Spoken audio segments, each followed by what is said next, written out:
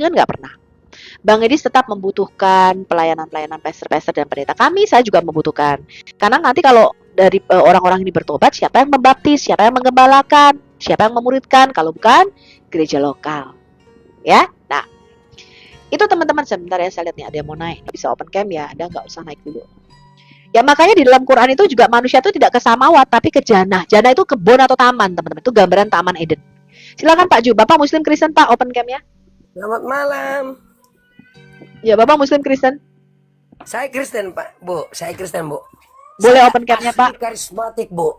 Boleh ya, boleh di open cam-nya Pak. Sebentar Bu, saya lagi ya, sebentar ya. Ya, boleh. Silakan. Ya. Bentar Bu ya. Iya. Haleluya. Iya Bu, saya cuma mau berkata begini Bu.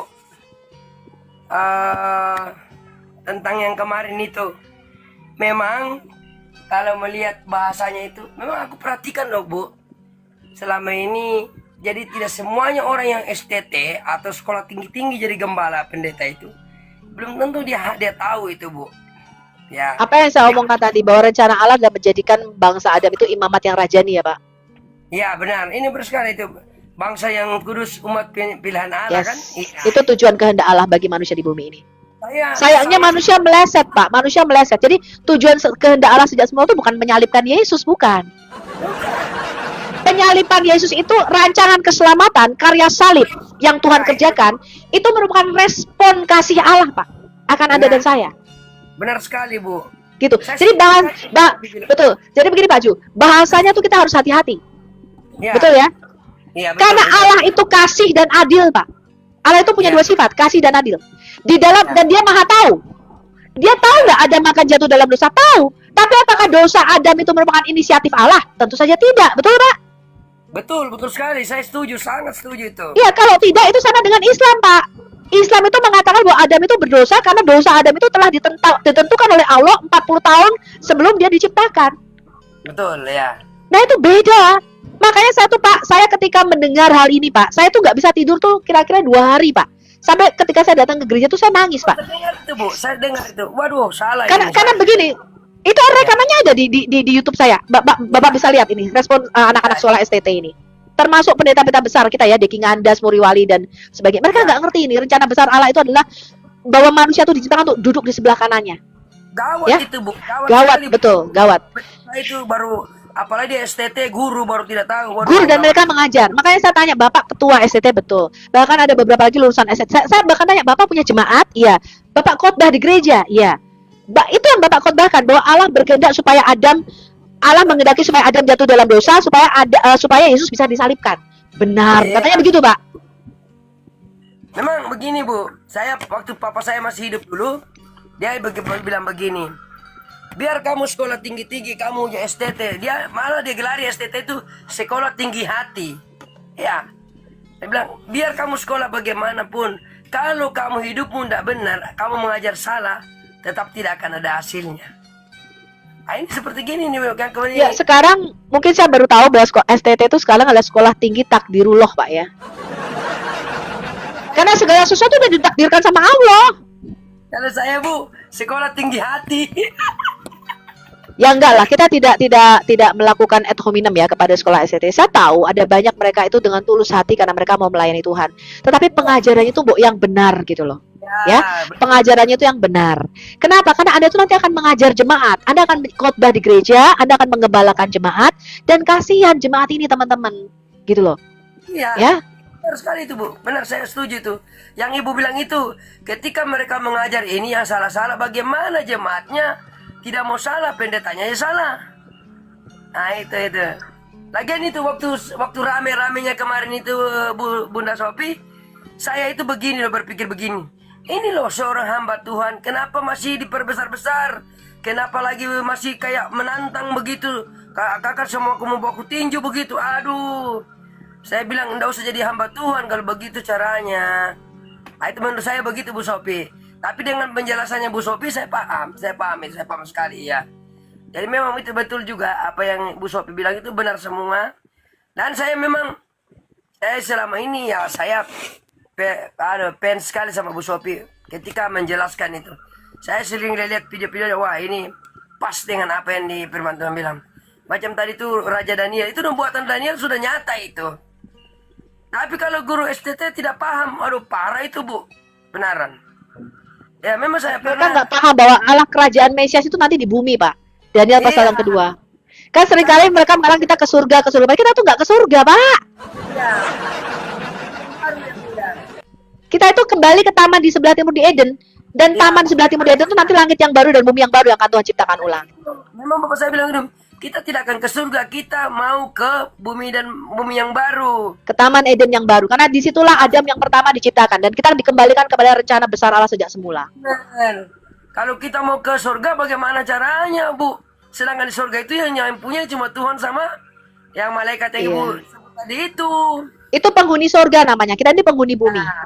Itu Nanti kalau kita mati, kita kemana? Kita mati namanya ke dunia orang mati, ke Hades atau Seoul. Kita turun ke dunia orang mati. Di situ ada dua tempat, yaitu Firdaus dan Gehenna.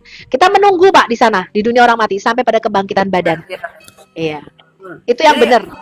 Terakhir Bu, saya kasih begini. Pokoknya Bunda Sophie tetap semangat melayani Tuhan.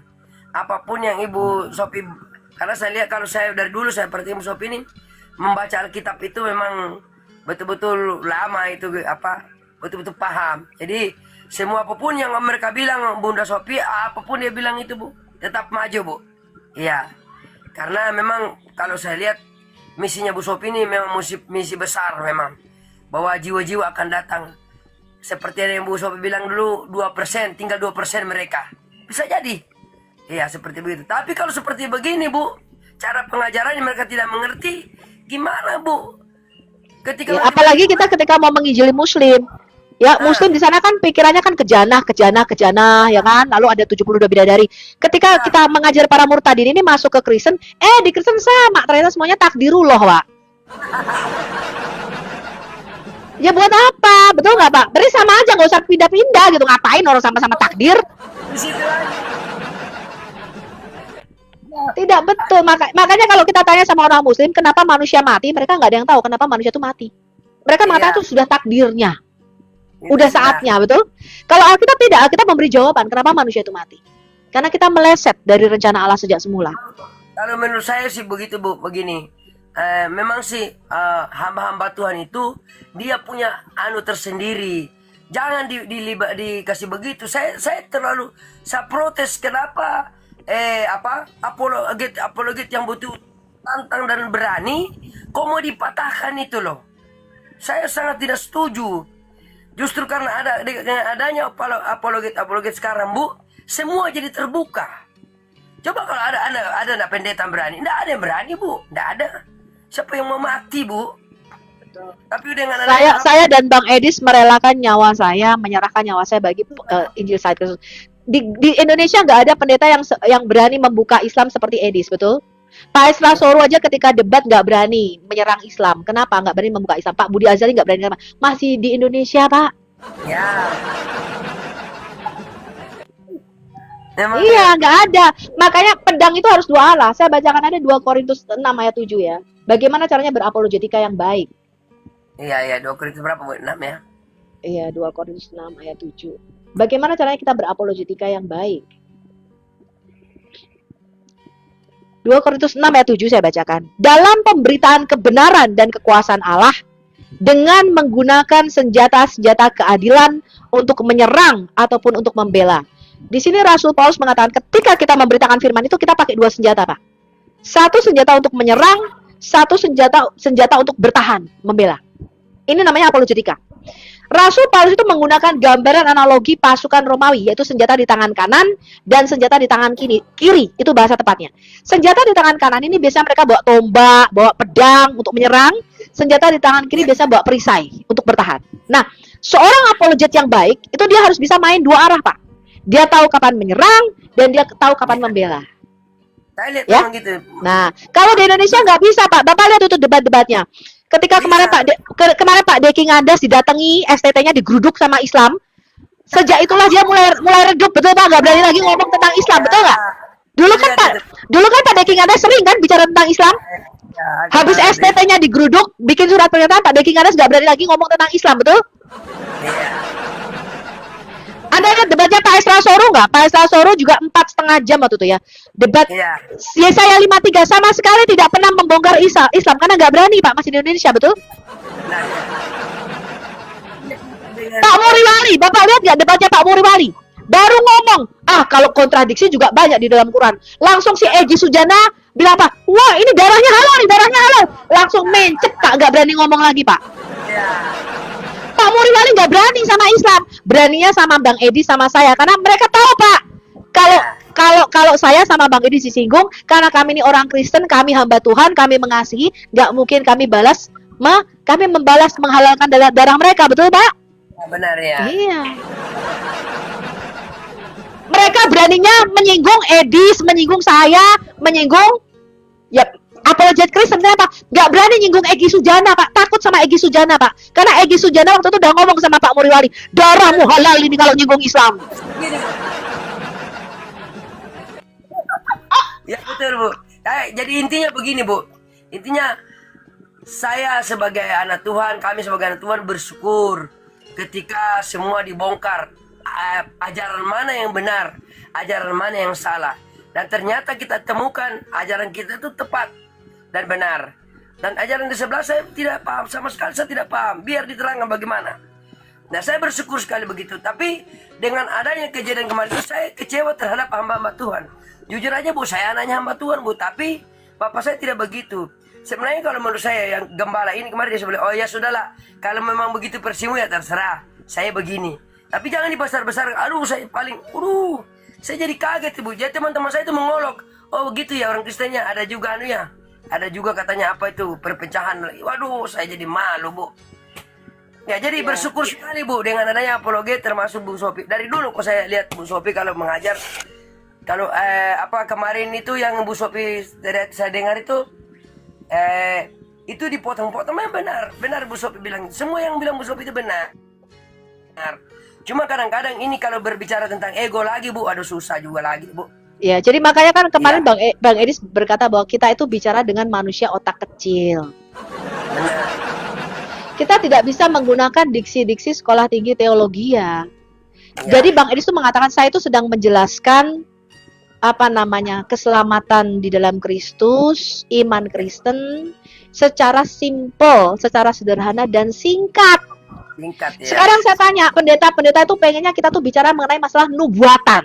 Saya tanya Pak, kalau ada orang Islam tahu apa itu nubuatan, saya terjun Pak dari patung Liberty Pak. Islam itu nggak kenal nubuatan Pak, mereka tuh nggak tahu nubuatan itu apa, betul nggak? Nah pendeta-pendeta yang saya ajak bicara itu mereka bilang, tapi kan Sophie udah dinubuatkan, Yesaya 53 lah, semua saya tahu, saya tuh juga punya bukunya, saya tuh belajar nubuatan, kami tuh bukan orang bodoh Pak. Tapi kalau kita menjelaskan masalah nubuatan, emangnya Muslim itu tahu? Saya tuh pernah ngomong sama Islam Pak, saya pernah dialog sama seorang Muslim, saya tanya gini, kamu menyebut Muhammad itu seorang nabi, nabi itu kan kerjaannya bernubuat toh, ya prophet itu makanya dia punya profesi, nabi itu bernubuat. Saya tanya, apa sih nubuatannya Muhammad di dalam Quran? Karena kalau Anda belajar Quran, Anda baca buku ini Pak, tidak ada satupun nubuatan di sini. Kalau Anda mempelajari Alkitab, Alkitab itu mempunyai 8.362 nubuatan di dalam perjanjian lama kita. 8.362 nubuatan di dalam perjanjian lama kita. Dan Yesus menggenapi hampir totali 350 nubuatan di antaranya. Betul Bu. Ini nggak punya nubuatan. Lalu pendeta-pendeta itu mengatakan sudah dinubuatkan, Kejadian 3 ayat 15. Masa kita mau jelasin panjang lebar begitu Pak sama Ucup PA? Edis itu kan sedang berdiskusi dengan si Ucup PA. Ucup PA tuh ngomong begini Pak, kalau bumi bulat maka air laut tumpah, maka bumi harus didatarkan seperti telur burung unta. Dengan manusia kita itu berdiskusi bukan dengan orang-orang yang cerdas, paham ya Pak ya? Benar, saya paham itu. Mereka tidak ngerti apa itu namanya nubuatan. Saya tuh pernah tanya sama Muslim, apa sih nubuatannya Muhammad? Mereka tanya sama Bu Sophie, nubuatan itu apa sih? Nubuatan itu apa? Mereka nggak tahu loh. Bang Edis itu kan sedang berdialog, berdiskusi dengan Ucup PA, menjawab pertanyaan Ucup PA. Yang Ucup PA tuh cara mikirnya begini nih, teman-teman saya kasih tahu Anda ya. Kalau bumi bulat, maka air laut tumpah. Maka bumi itu didatarkan seperti telur bulung unta nih. Kalau bumi bulat, air laut tumpah. Dengan orang yang seperti ini, Anda pengen kita menggunakan philosophy of theological master plan bla bla bla bla bla. Ya nggak nyampe. Nggak nyampe. Betul nggak, Pak? Saya aja Bu yang sebodoh-bodohnya saya Bu. Tapi saya mendengar itu pengajaran bumi ini datar. Gimana ya datar itu? Saya jadi bingung Bu. Datar gimana Bu? Ke datar itu. Bu, gimana kayak datarnya? Saya tidak paham loh itu Bu. Bumi datar. Ya begitu ya Bu ya. Sebelum saya turun Bu ya. Thank you. Kabarkan firman. Pokoknya jangan mundur Bu Sophie. Tetap.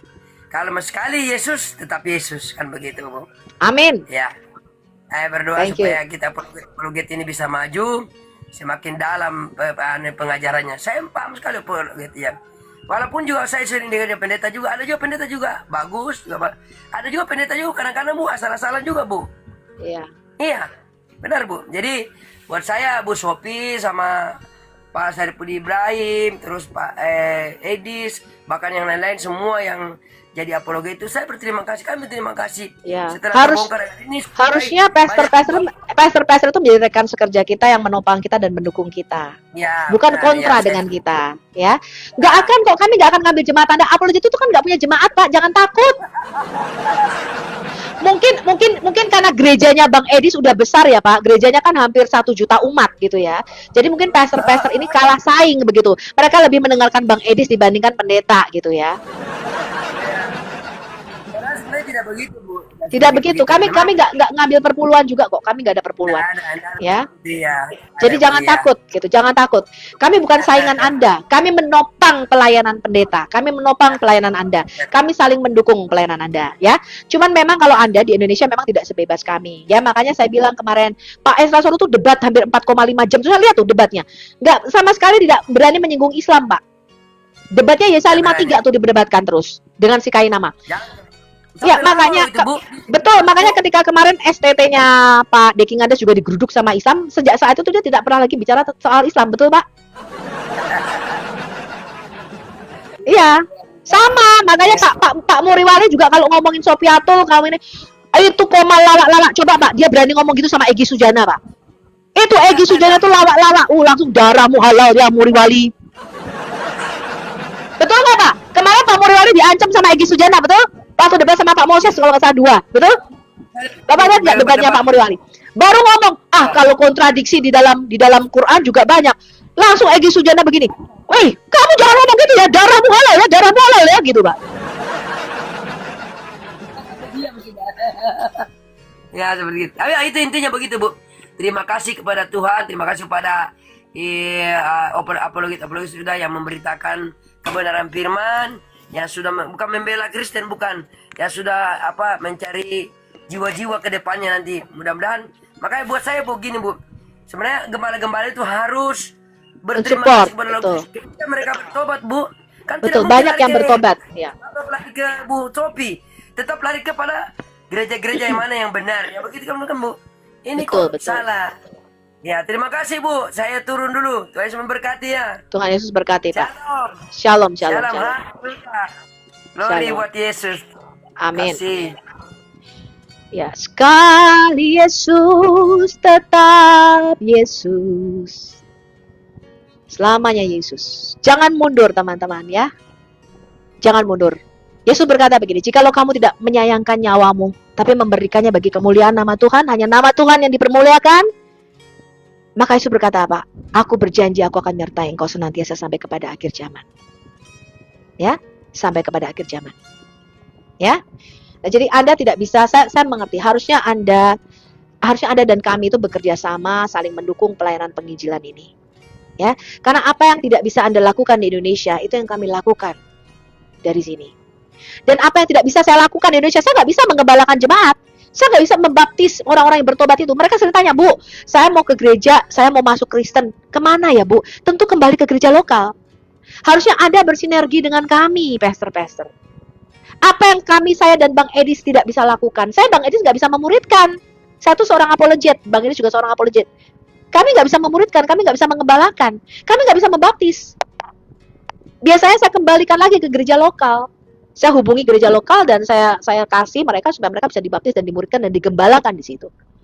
Apa yang tidak bisa kami lakukan itu bagian Anda. Makanya Bang Edis mengatakan apa? Lakukanlah bagian kita masing-masing.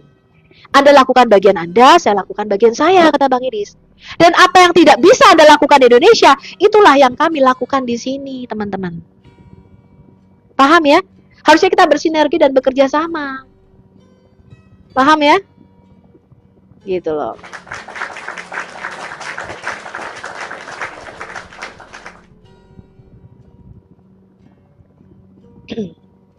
Jadi kehendak Allah apa? Supaya tuntutan keadilan Allah ini dipuaskan, harus ada Adam yang melakukan seluruh hukum Taurat dengan sempurna. Itu kehendak Bapa di surga. Kehendak Bapa di surga bukan supaya kita tuh berdosa, tapi supaya kita itu tidak berdosa, supaya kita tuh sempurna. Maka Yesus berkata apa? Kuduslah kamu sebab Bapamu kudus. Sempurnalah kamu sebab Bapamu di surga sempurna. Bukan jadilah kamu berdosa nak supaya aku bisa disalibkan. Kalau kamu tidak berdosa nanti penyaliban tidak terjadi. Rancangan Bapa gagal. Tidak demikian. Yesus berkata apa? Sempurnalah kamu, kuduslah kamu. Lakukanlah semua hukum Taurat dengan sempurna. Bisa nggak manusia melakukan hukum Taurat? Ternyata tidak bisa.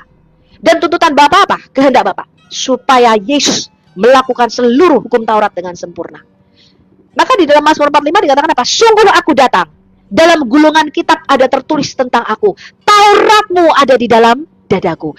Yesus itu melakukan tuntutan hukum Taurat dengan sempurna. Bahkan sampai mati. Itu yang dia serahkan. Itu kehendak Bapa. Itu keadilan Bapa. Maka kita baca Roma pasal yang ke-8. Kita baca kitab Roma. Sebab apa yang tidak mungkin dilakukan oleh hukum Taurat karena tidak berdaya oleh daging telah dilakukan oleh Allah.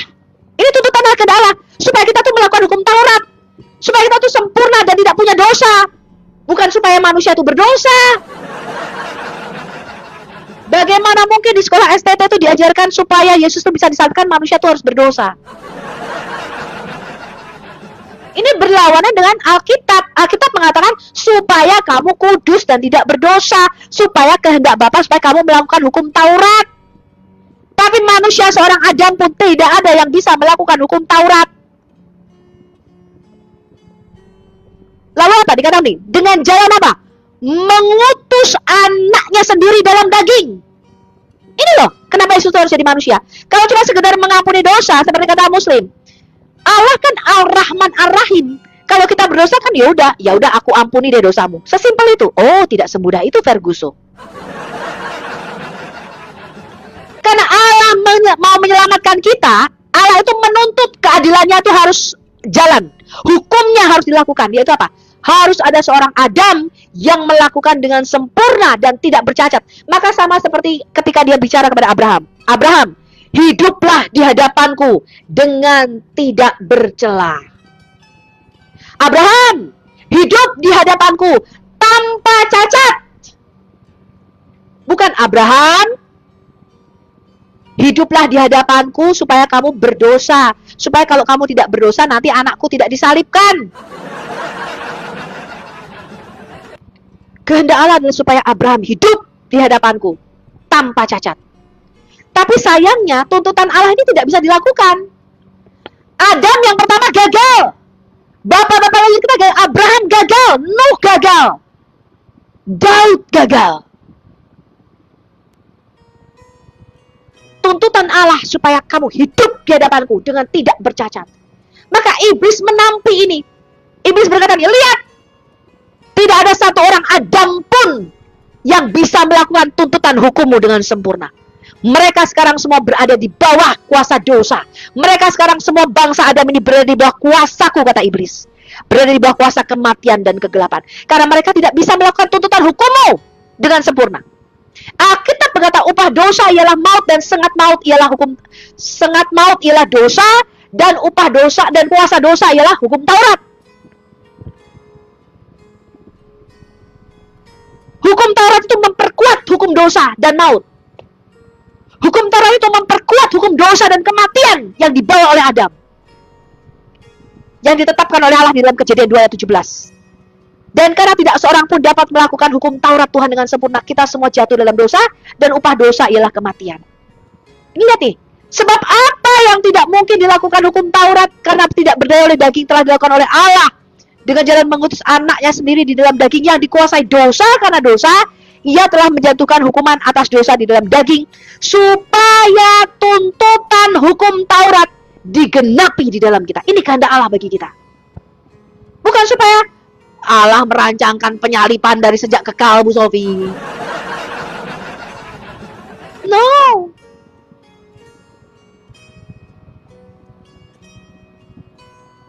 Yang tidak hidup menurut daging tapi menurut roh. Sebab mereka yang hidup menurut daging memikirkan hal-hal yang dari daging, mereka yang hidup menurut roh memikirkan hal yang dari roh, karena keinginan daging ialah maut. Tetapi keinginan roh adalah hidup dan damai sejahtera. Itu sebabnya dikatakan manusia pertama, Adam yang pertama, itu dibuat fana, karnal, manusia jasmani. Tapi manusia kedua itu berasal dari surga, yaitu manusia rohani. Paham ini? Sebab keinginan daging ialah perseteruan terhadap Allah, karena ia tidak takluk kepada hukum Allah. Ini loh kehendak Allah, supaya kamu itu tunduk dan taat kepada hukum Allah, supaya kamu bisa melakukan tuntutan hukum Taurat dengan sempurna. Maka Allah Bapa berkata, inilah anakku yang kukasihi, kepadanya lah aku berkenan, dengarkanlah dia. Jadilah seperti anakku Yesus, itu yang aku mau, yang aku kehendaki. Menjadi serupa seperti gambaran anaknya, menjadi serupa seperti Yesus. Itu tuntutan Allah bagi kita, supaya kita taat memikul salib kita, sama seperti Yesus taat memikul salibnya. Supaya kita taat sampai mati dan setia sampai akhir, sama seperti Yesus taat dan setia sampai akhir. Paham? Itu kehendak Bapa. Tetapi jika Kristus ada di dalam kamu, maka tubuh memang mati karena dosa, tapi roh adalah kehidupan oleh karena kebenaran. Dan jika roh dia yang telah membangkitkan Yesus dari antara orang mati diam di dalam kamu, maka ia yang telah membangkitkan Kristus Yesus dari antara orang mati akan menghidupkan juga tubuhmu yang fana itu oleh rohnya yang diam di dalam kamu. Jadi kita tuh nanti gak ke surga, tapi pengharapan kita itu adalah sama seperti Yesus dibangkitkan. Maka tubuh kita yang fana ini, yang nanti dimakan cacing, nanti mati, itu juga akan dibangkitkan kembali. Kita akan masuk kepada Taman Eden yang baru, yaitu Yerusalem sorgawi. Itu kehendak Allah bagi kita, supaya kita itu dipulihkan kembali sesuai dengan rencana dan tujuannya sejak semula, menciptakan Adam menjadi imamat yang rajani, bangsa yang kudus, umat kepunyaan Allah sendiri. Sebab kamu tidak menerima roh perbudakan. Ini semua orang dipimpin oleh roh Allah dan anak Allah. Sebab kamu tidak menerima roh perbudakan yang membuat kamu takut lagi. Jadi di gambaran Israel di Mesir, Israel itu takut sama Firaun karena dia diperbudak oleh Mesir. Itu gambaran kita, diperbudak oleh iblis, diperbudak oleh dosa. Tetapi Allah telah memerdekakan kamu. Nah, kata merdeka ini kalau Anda baca itu tidak ada dalam agama lain. Agama Buddha, Hindu, Taoisme, Konghucu, Islam itu tidak mengenal istilah kemerdekaan. Mereka tidak mengenal istilah kemerdekaan. Satu-satunya iman, satu-satunya kalau boleh dibilang kepercayaan atau agama di dunia ini yang mengenal istilah merdeka itu cuma Kristen, cuma Alkitab. Karena Alkitab itu bicara bukan masalah agama atau liturgi, enggak. Alkitab itu bicara kerajaan itu bicara politik, teman-teman. Ini kemerdekaan itu istilah politik. Kalau Anda lihat film-film zaman kuno itu di Indonesia, film G30 SPKI atau film-film apapun itu ya, film-film si Petung apa sih film-film penjajahan itu, begitu mereka ketemu sama orang, salam merdeka, merdeka bung, merdeka, sekali merdeka tetap merdeka. Istilah kemerdekaan ini adalah istilah politik, bukan istilah agama. Karena itu Alkitab itu ditulis dalam ranah kerajaan, dari mulai Kejadian pertama pasal yang pertama sampai Wahyu pasal 22 itu semua bicara mengenai kingdom, mengenai kerajaan. Karena itu kalau kerajaan itu bicara wilayah, bicara peperangan, bicara kemerdekaan dari perbudakan bahnya Firaun alias iblis. Maka satu-satunya agama yang menggunakan istilah merdeka, kamu telah dimerdekakan, itu cuma Alkitab. Kenapa dimerdekakan? Karena kita dijajah oleh kerajaan kematian. Maka kita harus dimerdekakan dari kerajaan kematian. Sebab kamu tidak menerima roh perbudakan yang membuat kamu takut lagi, tetapi kamu telah menerima roh yang menjadikan kamu anak Allah. Oleh roh itu kita berseru, ya Aba, ya Bapa. Roh itu bersaksi bersama-sama dengan roh kita bahwa kita adalah anak-anak Allah. Dan jika kita adalah anak, nih kita menerima warisan. Nah, warisan ini bukan bicara agama, mana ada agama diwariskan. Warisan ini bicara kerajaan. Warisan kita tuh kerajaan, teman-teman. Kita tuh diberikan kingdom, diberikan kerajaan. Ya, maksudnya adalah orang-orang yang berhak menerima janji Allah yang akan menerimanya bersama-sama dengan Kristus, yaitu jika kita menderita bersama-sama dengan Dia, supaya kita juga dipermuliakan bersama-sama dengan Adam yang kedua, imam besar kita, yaitu Yesus Kristus. Nah, sekarang kita lihat ke ayat yang ke-32, kita lihat Roma 8. Ayat 31 dulu nih, bagus banget nih.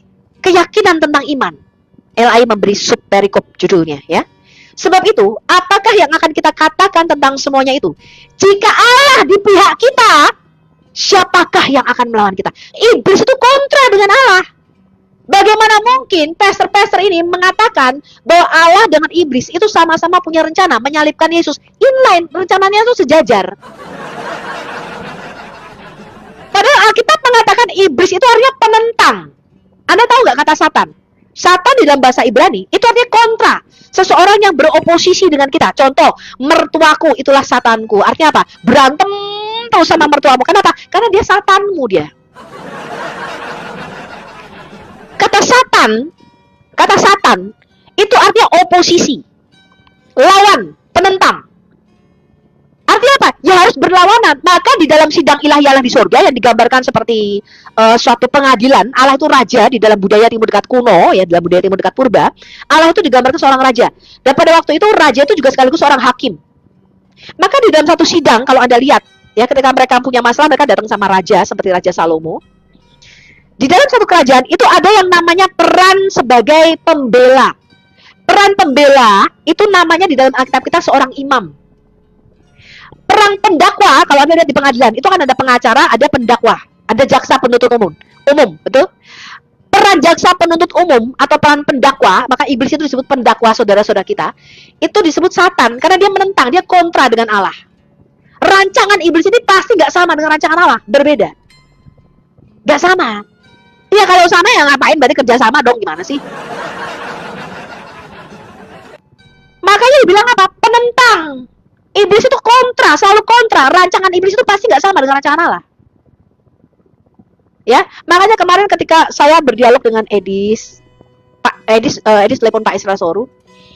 Kemudian saya tanya, gimana Bang? Jadi nggak kita ngomong-ngomong sama Pak Isra? Bang Edis bilang sama saya, ini gawat Bu Sofi. Pendeta-pendeta ini mempunyai pikiran bahwa rencana Allah dan rencana iblis itu berjalan bersamaan, yaitu sama-sama ingin menyalibkan Yesus. Diksi itu tidak bisa kita gunakan, apalagi ketika kita berdialog dengan Islam.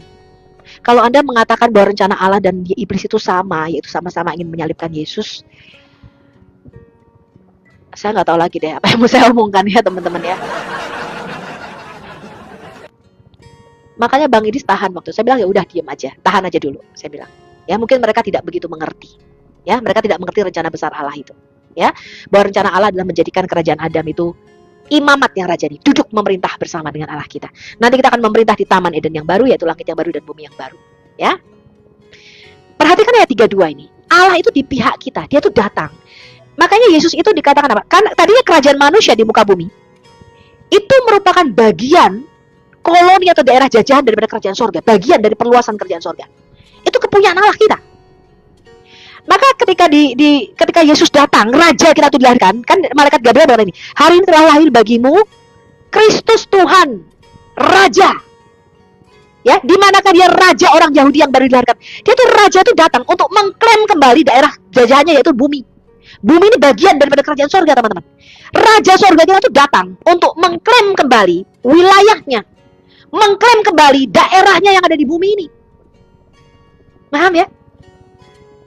Karena tadinya daerah bumi itu merupakan daerah kerajaan sorga. Bumi ini berada di bawah pemerintahan otoritas kerajaan sorga. Lepas pertama itu telah memerdekakan kerajaan manusia di bumi, dilepaskan dari otoritas kerajaan surga, dia pindahkan ke dalam satu otoritas lain, namanya kerajaan kematian atau kerajaan kegelapan. Jadi ketika Anda dan saya lahir, Anda dan saya lahir dalam dua kewarganegaraan. Begitu saya dilahirkan di muka bumi ini, saya itu langsung punya dua warga negara. Satu warga negara Indonesia, yang kedua warga negara kerajaan kematian. Karena itu, kata Yesus, untuk kamu bisa masuk ke dalam kerajaan terang, ke Taman Eden yang baru, kamu harus dipindah warga negara. Kamu harus dilahirkan kembali. Yaitu bukan hanya warga negara Indonesia, tapi kamu harus dipindahkan dari warga negara kerajaan kematian, kamu dipindahkan dari warga negara kerajaan surga. Supaya kamu tuh mempunyai double citizenship. Supaya kamu punya dua kewarganegaraan. Nah, ayat 32-nya bagus. Allah ketika datang, dikatakan Yesus itu datang, Yohanes 1 ayat 12. Yohanes 1 ayat 3. Dia datang kepada milik kepunyaannya. Kepunyaan kita ini kepunyaannya. Tadinya Adam ini, kerajaan Adam ini kepunyaan kerajaan surga, milik kerajaan surga. Tapi terlepas kita menjadi budak dosa. Kita menjadi budak kerajaan maut. Maka dikatakan dia datang kepada milik kepunyaannya. Kita ini kepunyaan Allah. Tapi kepunyaannya ini tidak mengenali dia sebagai raja kita. Karena terlalu lama kita berada di bawah kerajaan iblis, kerajaan kematian ini. Ya. Lihat ini. Jika Allah di pihak kita, siapakah yang akan melawan kita? Allah itu datang untuk menyelamatkan kita. Raja surga kita itu dari surga dia turun ke bumi. Berada di pihak Anda dan saya. Siapa yang bisa melawan Yesus? Bahkan maut sekalipun tidak bisa mengekang dia, tidak bisa menahan dia. Lihat ini, dia Bapa yang tidak menyayangkan anaknya sendiri, tetapi yang menyerahkannya bagi kita. Ini yang tepat. Bukan Bapa itu merencanakan penyaliban anaknya. Sama seperti Abraham. Abraham itu menyerahkan Ishak, yaitu anak yang paling dia kasih karena ketaatan Abraham kepada Allah. Paham ya? Jadi Bapa itu menyerahkan anaknya. Tadi dikatakan di Kejadian 22. Mereka berjalan bersamaan. Abraham dan Ishak ini berjalan bersama. Artinya rancangan keselamatan dan penebusan itu antara Allah Bapa dengan Yesus itu harus satu kehendak. Sinkron, sejajar. Dan ini kontra dengan rencana iblis. Rencana iblis adalah menghancurkan kerajaan manusia. Gimana sih? Masa rencana Allah dan iblis sama-sama ingin menyalibkan Yesus? Tidak. Ya, dia yang tidak menyayangkan anaknya sendiri, tetapi yang menyerahkannya bagi kita semua. Bagaimanakah mungkin dia tidak mengaruniakan segala sesuatu kepada kita bersama-sama dengan dia? Siapakah yang akan memisahkan kita dari kasih Kristus? Tadi kita tuh terpisah dari kasih Kristus. Karena Adam yang pertama itu menjual kita ke dalam kerajaan dosa, kerajaan maut. Oleh karena dosa kita terpisah dari Allah. Ya. Siapakah yang akan memisahkan kita? Nih, Kristus Yesus yang telah mati, bahkan lebih lagi yang telah bangkit. Dia bukan hanya mati, dia bangkit. Ini rancangan Allah. Yang juga duduk di sebelah kanan Allah. Artinya apa? Dia mengambil posisi Adam yang pertama. Adam yang pertama itu tadinya duduk di sebelah kanan Allah, memerintah bersama dengan Allah. Adam yang pertama itu jatuh.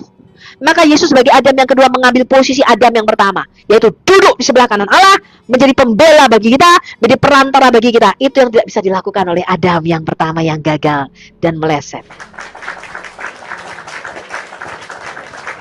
Maka sekarang kita memerlukan seorang imam besar yang tidak akan mati. Kita lihat Ibrani pasal ke-9. Apa rencana Allah bagi manusia di bumi ini? Tetapi Kristus telah datang, Ibrani 9 ayat 11. Tetapi Kristus, Mesias kita, juru selamat kita, telah datang ke bumi ini sebagai imam besar, sebagai Adam yang kedua. Dia datang itu mewakili manusia di hadapan Allah, karena tidak ada satu pun manusia yang bisa melakukan kehendak Tuhan, yaitu melakukan hukum Taurat dengan sempurna. Maka Yesus berkata apa? Sungguh aku datang. Dalam gulungan kitab ada tertulis tentang aku, untuk melakukan Taurat-Mu ya Tuhan. Paham ya? Supaya Yesus itu sebagai Adam yang kedua taat sampai mati, bahkan sampai mati di atas kayu salib untuk melakukan kehendak Bapa, yaitu melakukan seluruh tuntutan hukum Taurat dengan sempurna. Kristus Yesus telah datang sebagai imam besar untuk hal yang lebih baik. Ia telah masuk satu kali selamanya ke dalam tempat kudus, bukan dengan membawa darah domba, jantan, atau darah anak lembu. Ini bicara ruang maha kudus, bicara taman di sebelah timur di Eden.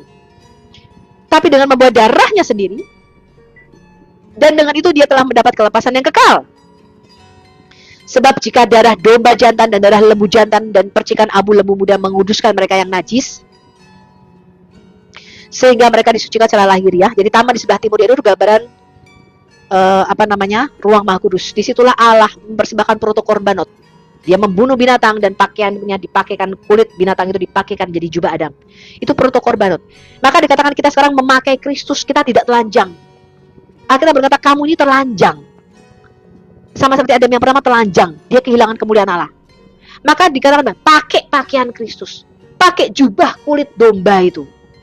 Kamu kenakan Kristus, kamu mengenakan Kristus sama seperti Adam yang pertama mengenakan pakaian dari kulit binatang. Maka di ruang maha kudus di taman sebelah timur itu percikan darah pertama itu terjadi. Adam yang pertama di taman sebelah timur di Eden itu gambaran imam besar di dalam ruang maha kudus. Di dalam ruang maha kudus, imam besar itu setahun sekali pada hari raya Yom Kippur itu memercikan darah untuk mengadakan pendamaian. Ya, betapa lebihnya darah Kristus yang oleh roh yang kekal telah mempersembahkan dirinya sendiri. Jadi Allah itu mempersembahkan anaknya supaya apa? Supaya memperoleh kita, karena Allah itu punya anak-anak yang lain, yaitu Anda dan saya. Ya, jadi dia menyerahkan yang paling dia sayangi, karena dia juga sayang sama Anda dan saya. Karena begitu besar kasih Anda pada orang-orang yang modelannya kayak kamu dan saya ini. Ya, maka Allah itu menyerahkan anaknya yang tunggal supaya dia bisa memperoleh kita, anak-anaknya, supaya kita tuh bisa menjadi anak-anak Allah kembali. Dia yang sulung, betul, yang sulung, yang menebus kita dari kematian. Itu loh teman-teman, cara membaca Alkitab yang benar. Ya, bukan sejak kekal Allah merencanakan penyalipan untuk anaknya sendiri, bukan. Tidak demikian. Itu respon kasih Allah, karena Allah itu kasih dan adil. Ya. Betapa lebihnya darah Kristus yang oleh roh yang kekal telah mempersembahkan dirinya sendiri kepada Allah. Jadi Bapa mempersembahkan anaknya tunggal, Yesus juga mempersembahkan dirinya sendiri. Nah, Yesus berkata apa?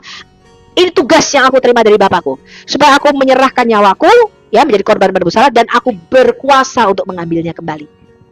Ya, supaya dia bisa dia dengan sukarela menjadi korban persembahan bagi kita, penebus kita, ya. Yang telah mempersembahkan dirinya sendiri kepada Allah sebagai persembahan yang tidak bercacat. Ini sama seperti anak domba yang terus-menerus disembelih di dalam perjanjian lama, ya. Akan menyucikan hati nurani kita dari perbuatan yang sia-sia supaya kita dapat beribadah kepada Allah yang hidup. Karena itu ia adalah pengantara dari suatu perjanjian baru. Jadi kalau pengantara perjanjian lama adalah darah binatang, kalau pengantara perjanjian baru, jadi hukum Taurat itu disucikan, dikuatkan dengan darah binatang pada waktu itu, ya. Penebusan dosa dilakukan dengan menyembelih domba pada waktu itu di dalam perjanjian lama. Kalau perjanjian baru pengantaranya adalah darah Kristus, ya.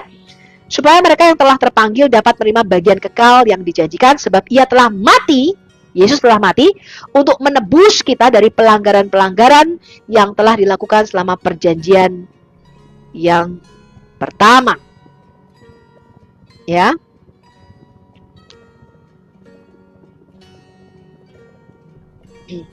Jadi apa yang dilakukan Imam Besar Harun itulah gambaran daripada apa yang dilakukan Yesus. Pelayanan mereka, ini Ibrani pasal 8 ayat 5, pelayanan mereka yaitu Imam Besar Harun yang mempersembahkan darah binatang adalah gambaran dan bayangan dari apa yang ada di sorga. Sama seperti yang diberitahukan kepada Musa ketika ia hendak mendirikan kemah. Ingatlah, demikianlah firman-Nya, bahwa engkau telah membuat semuanya itu menurut contoh, prototipenya, ya, blueprint-nya yang telah ditunjukkan kepadamu di atas gunung itu. Tetapi sekarang ia telah mendapat suatu pelayanan yang jauh lebih agung, karena ia telah menjadi pengantara dari perjanjian lebih mulia, yaitu didasarkan atas janji yang lebih tinggi. Ya, sebab sekiranya perjanjian yang pertama itu tidak bercacat, tidak akan dicari lagi untuk tempat yang kedua. Nah ini ya, jadi Allah itu mengadakan satu perjanjian baru kepada kaum Israel, yaitu menaruh hukum Taurat itu bukan di loh batu, melainkan di loh hati kita. Itulah Pentakosta, ya, hari raya Shavuot atau Pentakosta.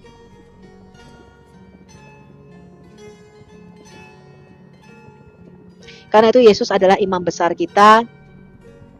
Ya, beda dengan Imam Besar Harun yang terus-menerus mati. Ya, dicegah oleh kematian. Jadi Imam Besar Harun mati digantikan Eliezer, Eliezer mati digantikan Pinehas, Pinehas mati digantikan Abisua. Itu terus-menerus sampai pada zaman Yesus malah imam besarnya jadi dua, Hanas dan Kayafas. Ya. Nah, kita memerlukan imam besar menurut peraturan Melkisedek, imam sekaligus raja yang tidak akan mati lagi. Seperti nubuatan di Daniel pasal 2, bahwa kerajaan Adam di bumi ini akan kekal selama-lamanya. Maka kerajaan Mesias nanti akan kekal. Yesus itu menjadi raja kita selama-lamanya, tidak akan mati-mati lagi. Paham ya? Dia tidak akan mati-mati lagi. Karena dia imam besar kita untuk selama-lamanya. Ya, jadi Yesus itu menebus kita supaya mengembalikan lagi kerajaan Adam ini menjadi imam dan raja bagi Allah kita. Itu kehendak Bapa di surga. Yaitu dikembalikan kepada tujuan dan rancangan Allah sejak semula. Nah, hal ini nggak diketahui karena Kejadian 1 ayat 26 yang saya sebut sebagai rencana besar Allah bagi Adam. Ini mungkin hampir tidak dipelajari di sekolah-sekolah tinggi teologi ya. Kejadian 1 ayat 26 ini kalau diekspos, itu dari mulai pasal 1 sampai Wahyu 22 teman-teman.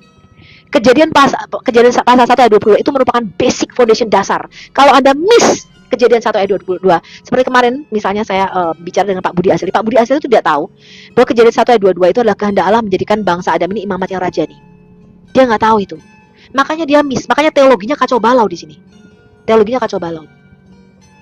Kenapa? Karena ini jarang diajarkan di sekolah-sekolah STT. Kejadian 1 ayat 26. Bahwa Allah menciptakan Adam menjadi raja dan menjadi imam di bumi ini. Itu jarang diajarkan. Ya jarang sekali gereja itu mengajarkan membaca Alkitab ini dari kacamata kerajaan.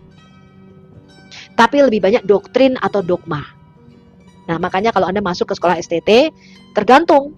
Kalau STT-nya Lutheran, Calvinis, Reform, Baptis, Metodis, apalagi karismatik, ya Anda akan diajarin doktrin-doktrin itu. Tapi Anda tidak akan bisa membaca Alkitab apa adanya Alkitab. Makanya di gereja-gereja tuh sering diajarkan bahwa manusia tuh masuk surga. Dulu saya juga begitu. Saya pikirnya manusia tuh masuk surga karena di rumah Bapakku banyak tempat tinggal. Sama seperti Islam. Padahal di dalam Islam itu manusia nggak ke surga tapi ke jannah. Ke jannah. Jannah itu taman atau kebun, teman-teman. Manusia itu tidak ke samawat, ke surga. Tempat tinggalnya Allah, enggak. Apalagi ke samayim, tempat tinggal Allah kita tidak. Manusia tidak ke samayim atau ke samawat. Manusia itu adalah back to the Eden, kembali ke taman di sebelah timur di Eden. Maka di langit yang baru dan bumi yang baru nanti akan ada lagi pohon kehidupan sama seperti di dalam taman di Eden. Ya, ini yang mereka nggak tahu. Muslim itu nggak tahu kalau mereka itu tidak ke surga, mereka itu ke jannah. Kita lihat nih ya. Tidak ada surga di dalam seluruh ayat Al-Quran. Lihat ya bacanya. Tidak ada surga di dalam seluruh ayat Al-Quran. Lalu mereka, Bapak katanya Ustaz kok ya semacam-macam ya. Tapi carilah yang bahasa Inggris. Ya. Sekarang tahu bahasa Inggrisnya surga itu apa? Ya heaven, ya. Kita tahu, ya. Nah, nanti cari di situ kata heaven untuk di Al-Quran, ya Al-Quran itu, ya nggak ada Pak. Iya terus apa? Garden terjemahannya Pak. Jadi jannah itu di dalam Quran itu diterjemahkan bahasanya sebagai garden atau kebun. Mereka tuh tidak ke surga, ke samawat enggak. Mereka tuh ke taman. Mereka menyebutnya sebagai jannah. Jannah itu taman yang tersembunyi tertutup. Itu gambaran taman di sebelah timur di Eden, teman-teman. Ya. Sama seperti Alkitab, manusia tidak ke samai, manusia itu ke taman di sebelah timur di Eden. Karena manusia itu diciptakan untuk menghuni bumi, menghuni dimensi yang kelihatan. Paham ya, teman-teman ya? Nah, ini coba kita lihat ini. Kalau nggak ada muslim yang masuk ini kayaknya kurang seru ya. Nah, saya tahu teman-teman, Anda itu kalau dengar perdebatan antara muslim, Islam dan Kristen itu seru ya. Tapi kebanyakan orang tadi ketika Bang Idris bicara mengenai apa itu Tuhan, Anda tidak paham. Ketika menjelaskan Trinitas, Anda tidak paham juga. Kenapa? Karena Anda memang lebih sering mendengarkan debat daripada pengajaran Alkitab. Itu, ya. Seperti itu. Makanya ketika Bang Idris kemarin mengatakan Yesus itu Tuhan, punya Tuhan, orang Kristen nggak paham. Nggak paham itu. Saya bukan hanya mengatakan Yesus itu punya Tuhan, Yesus itu punya Allah. Di dalam Alkitab kita, Yesus itu punya Allah, teman-teman. Tuhan Yesus itu punya Allah di dalam Alkitab kita. Ya, yang disebut sebagai Bapaknya. Sayangnya orang Kristen itu jarang baca Alkitab, makanya nggak ngerti. Oh, Tuhan Yesus punya Allah.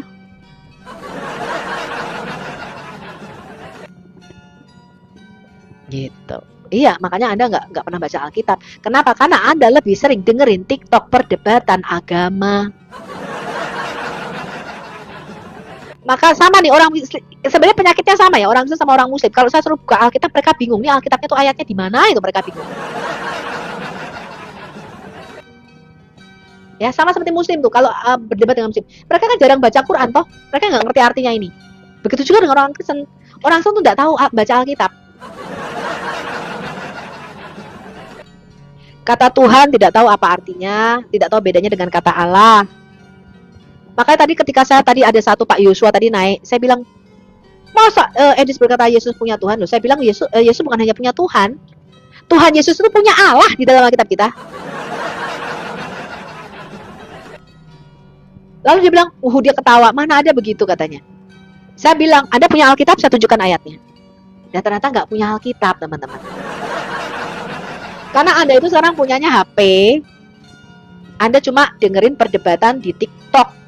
Memang seru denger debat, tapi akhirnya Anda jadi tidak paham Alkitab. Jangan saya yang bacakan, Anda harus baca sendiri. Nanti dia bilang, Bu Sofi, Anda baca sendiri ayatnya. Sama kayak Islam itu loh, ketika kita buka, Anda selidiki. Jangan percaya kata Edis, jangan percaya kata Bu Sofi. Anda cek. Anda lihat itu loh, Anda cek. Anda kan punya Quran, Anda kan sekarang kan dunia bebas loh. Anda cek itu loh, Google. Anda cek. Makanya kemarin saya punya temen, saya ngomong, dia orang Islam, tapi udah agnostik, ya nggak sholat, nggak melakukan ini. Udah keluar dari Islam, tapi ya masih begitulah ya, masih terikat. Saya bilang sama dia, kamu tahu nggak Nabi Muhammad itu kawin dengan anak usia 6 tahun. Dia marah-marah. Kamu bohong, mana ada nabiku kawin dengan anak usia 6 tahun. Enggak, dia tuh usianya udah 17-18 tahun katanya gitu. Lalu saya kasih hadisnya. Terus saya bilang, kalau kamu Islam, kamu itu boleh memukul istri. An-Nisa ayat 34. Dia bilang, bohong, kamu bohong, gak boleh itu, kamu layar katanya. Saya ketawa. Terus besoknya dia telepon nih, bener besoknya. Dia bilang, I will check katanya, aku akan cek katanya gitu. Terus dia bilang gini, aku minta maaf ya, I'm sorry katanya. Kamu benar. Loh, kenapa? Ya aku udah cek yang kamu omongin. Ternyata betul tertulis begitu. Kamu benar katanya. Aku minta maaf ya. Boleh nggak kamu ajari aku supaya kita sama-sama menemukan kebenaran? Boleh nggak ajari aku tentang kekristenan? Ajari aku tentang agama Kristen katanya. Saya bilang ya, kalau kamu memang terbuka, kamu mau belajar tentang agama Kristen, oke, saya bilang. Terus dia bilang, ya, aku mau belajar tentang agama Kristen katanya. Dicek teman-teman, dicek dulu, ya. Ini apa sih kohos? Kalau kohos enggak ya teman-teman ya. Kohos itu apa sih, saya nggak ngerti. Anda naik aja sebagai guest ya di sini ya. Anda kalau mau naik minta itu ada tombol guest itulah. Penyesat tuh Sofi, lu naik ke sini kalau memang saya sesat.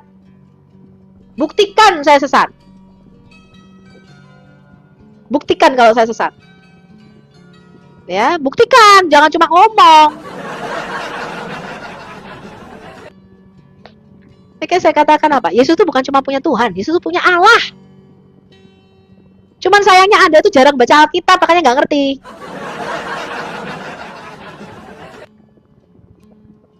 Ya. Ketika saya mengatakan kehendak dan rencana Bapa di surga itu bukan menyalibkan Yesus, melainkan menjadikan Yesus itu raja di bumi ini, menggantikan posisi Adam. Untuk mengembalikan lagi kerajaan di bumi sebagai imamat yang rajani. Maka Anda baca tuh, ketika malaikat Gabriel datang kepada Maria, engkau akan mengandung dan melahirkan seorang anak laki-laki, hendaklah engkau menamai dia Yesus, dia akan menjadi besar, dan akan disebut anak Allah yang maha tinggi.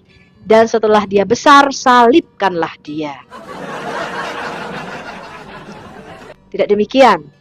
Melainkan apa? Tuhan Allah akan mengaruniakan kepada Yesus apa? Tahta Daud. Dia akan menjadi raja atas kaum keturunan Yakub. Dia akan mengembalikan lagi kerajaan manusia di bumi menjadi imamat yang rajani. Maka salah satu pencobaan iblis, kalau Anda baca di Matius 4 dan Lukas 4 dikatakan iblis itu memperlihatkan semua kerajaan Adam di muka bumi ini kepada Yesus. Lalu iblis berkata, kalau untuk anak Allah sujud kepadaku, maka semua kerajaan manusia ini yang berada di bawah kuasa iblis akan aku berikan kepadamu, kata iblis. Asal engkau sembah aku, engkau sujud. Artinya iblis itu rencananya tuh kontra dengan rencana Allah. Rencana Allah adalah membebaskan kita dari perbudakan dosa, membebaskan kita dari kerajaan kematian. Rencana iblis apa? Mencengkeram manusia tetap berada di bawah kerajaan kematian. Bagaimana mungkin rencananya ini bisa sejalan? Kehendak Allah dan kehendak iblis itu beda. Allah itu di pihak kita. Iblis Satan itu lawan kita. Dia kontra, dia oposisi kita. Allah itu pembela kita. Makanya di dalam Alkitab dikatakan iblis Satan itu pendakwa. Pendakwa itu sama seperti dalam sidang pengadilan itu, teman-teman. Ada pembela itu di pihak kita, yang membela kita, perkara kita. Pendakwa itu kontra sama kita. Dia mendakwa kita. Itu perannya Satan. Bagaimana mungkin ada mengatakan kehendak Bapa dan kehendak iblis sama-sama menyalibkan Yesus? Makanya di dalam kerajaan surga digambarkan Allah itu raja dan hakim. Anda baca itu. Itu budaya timur dekat purba. Yesus itu pembela kita, dia tuh di pihak kita. Maka dia dikatakan dia datang sebagai pembela kita, parakletos kita. Sama seperti Roh Kudus. Roh Kudus itu ada di pihak kita, pembela kita. Ya. Nah, Yesus itu pembela kita. Dia berdiri di depan kita, membela perkara kita di hadapan Allah. Satan tidak, Satan itu kontra, dia itu pendakwa. Satan itu pendakwa.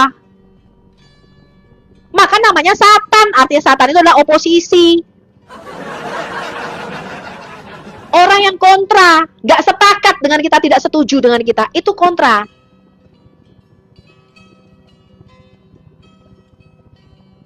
Jadi rencana Allah adalah menebus kita dari kerajaan kematian. Sama seperti Musa diperintahkan Allah menebus bangsa Israel dari perbudakan Mesir dengan cara apa? Darah anak domba. Itu gambaran tipologi daripada Yesus Kristus, Tuhan kita.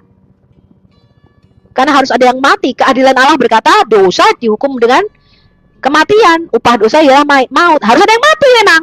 Kasih Allah berkata, aku serahkan anakku supaya mati menggantikan kamu, Sofiatul. Aku serahkan Yesus, anak yang aku kasih, supaya mati menggantikan kamu, supaya aku bisa memperoleh Sofiatul kembali menjadi anakku. Supaya di dalam imanmu kepada Yesus Kristus kamu kembali kepadaku, diberdamaikan kembali oleh darah anakku. That's the plan of God. That's the plan of God. Ya, rencana Allah adalah mengembalikan lagi kepada tujuan penciptaan sejak semula. Saya rasa ini cukup jelas. Anda bisa cek lagi, ini 2,5 jam video saya mengenai imamat yang rajani, kehendak Bapa bagi manusia di bumi ini, supaya Anda itu belajar dari sini, ya. Supaya Anda tuh jangan asal kata orang gitu. Seperti Muslim tuh, kata ustadz itu kan kata ustadz, bukan kata Quranmu. Ya, supaya kita dikembalikan kembali menjadi kerajaan dan menjadi imam-imam di Taman Eden yang baru, yaitu langit yang baru dan bumi yang baru. Ya, saya rasa mungkin cukup itu. Kalau Anda mau mendengarkan Bang Edi silahkan, tapi jangan lupa belajar Alkitab, teman-teman. Anda dengerin debat mulu, tapi ternyata kayak tadi Pak Yosua, aku kok nggak ngerti yang Bang Edi katakan. Ya, karena apa? Ya nggak belajar Alkitab, dengernya cuma debat. Paham ya? Ya, saya rasa oke. Yang di YouTube, terima kasih. Semoga Anda bisa memahami Alkitab kita dengan lebih baik, ya, dan Anda bisa belajar. Justru ini kesempatan yang bagus supaya Anda itu tidak dengarkan sana, tidak dengarkan sini. Anda buka aja Alkitab, teman-teman. Jangan dengerin Sofi, jangan dengerin apologet, jangan dengerin pendeta-pendeta itu, jangan. Anda sekarang buka Alkitab sendiri, belajar. Anda belajar. Betul enggak apa yang saya katakan? Atau betul tidak apa yang mereka katakan? Anda bisa cek dari Alkitab itu sendiri. Ya, ini videonya 2,5 jam. Saya rasa sudah cukup menjawab apa rencana Allah bagi kerajaan manusia di muka bumi. Kalau Anda miss, Anda tidak tahu Kejadian 1 ayat 26, ya jadinya begitu. Teologinya ngaco dan ngawur. Ya, begitu ya teman-teman ya. Saya rasa Anda cukup jelas. Sekian, nanti kita sambung lagi ya.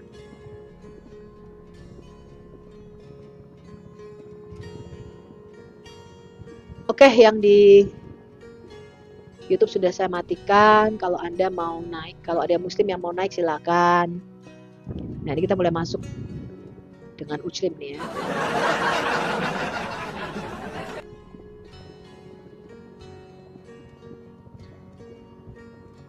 Kita mulai masuk dengan Ujlim ya.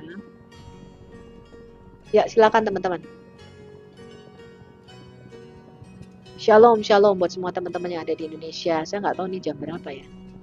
Kayaknya ini pagi di sini, malam ya, malam waktu Indonesia kayaknya. Ya silakan teman-teman, kalau ada yang mau naik dari teman-teman Muslim atau mau bertanya silakan.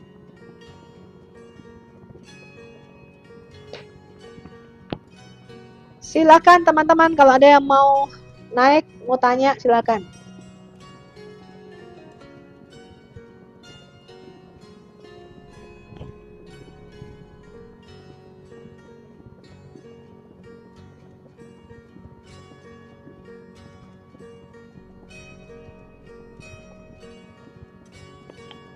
Oke.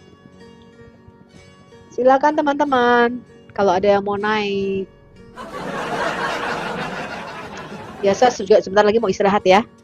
Kayak nanti selesai ini mungkin kita ada janjian juga ya, saya juga akan ketemu sama Bang Edi sebentar lagi ya. Jadi sampai di sini dulu ya. Kalau Anda mau dengarkan Bang Edi silahkan Anda dengarkan ya, supaya tidak terbagi konsentrasinya.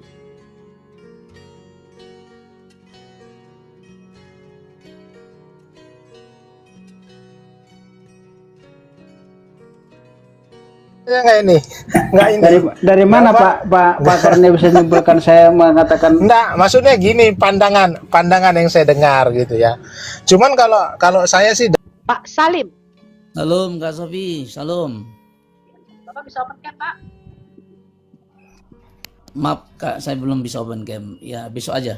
Saya mau nyampaikan gini loh Kak. Ini teman-teman sama Kristen ini kenapa ya kok ngomongin kakak terus ya? Saya nggak tahu. Bahkan saya ketika menyampaikan sesuatu, saya diturunin barusan. Ada apa sebenarnya Kak Sofi? Saya belum tahu Saya nggak pertulis. tahu apa yang mereka omongkan. Siapa memang di Komal siapa? Itu barusan sama si Budia Salih, siapa lagi di Komal siapa barusan itu ya. Saya nggak Komal senang siapa? sama orang Kristen gosip gitu ya. Jadi kalau memang itu barusan saya lihat di Komal 11 siapa tadi itu ya. Mereka itu hanya ngomongin kita sesama orang Kristen, ngomongin kita apologet. Apa sih sebenarnya maunya mereka? Giliran saya mau minta klarifikasi, saya diturunkan. Maksudnya Nggak mereka tahu saya apa? di Komalnya siapa? Di Komal siapa, Pak? barusan?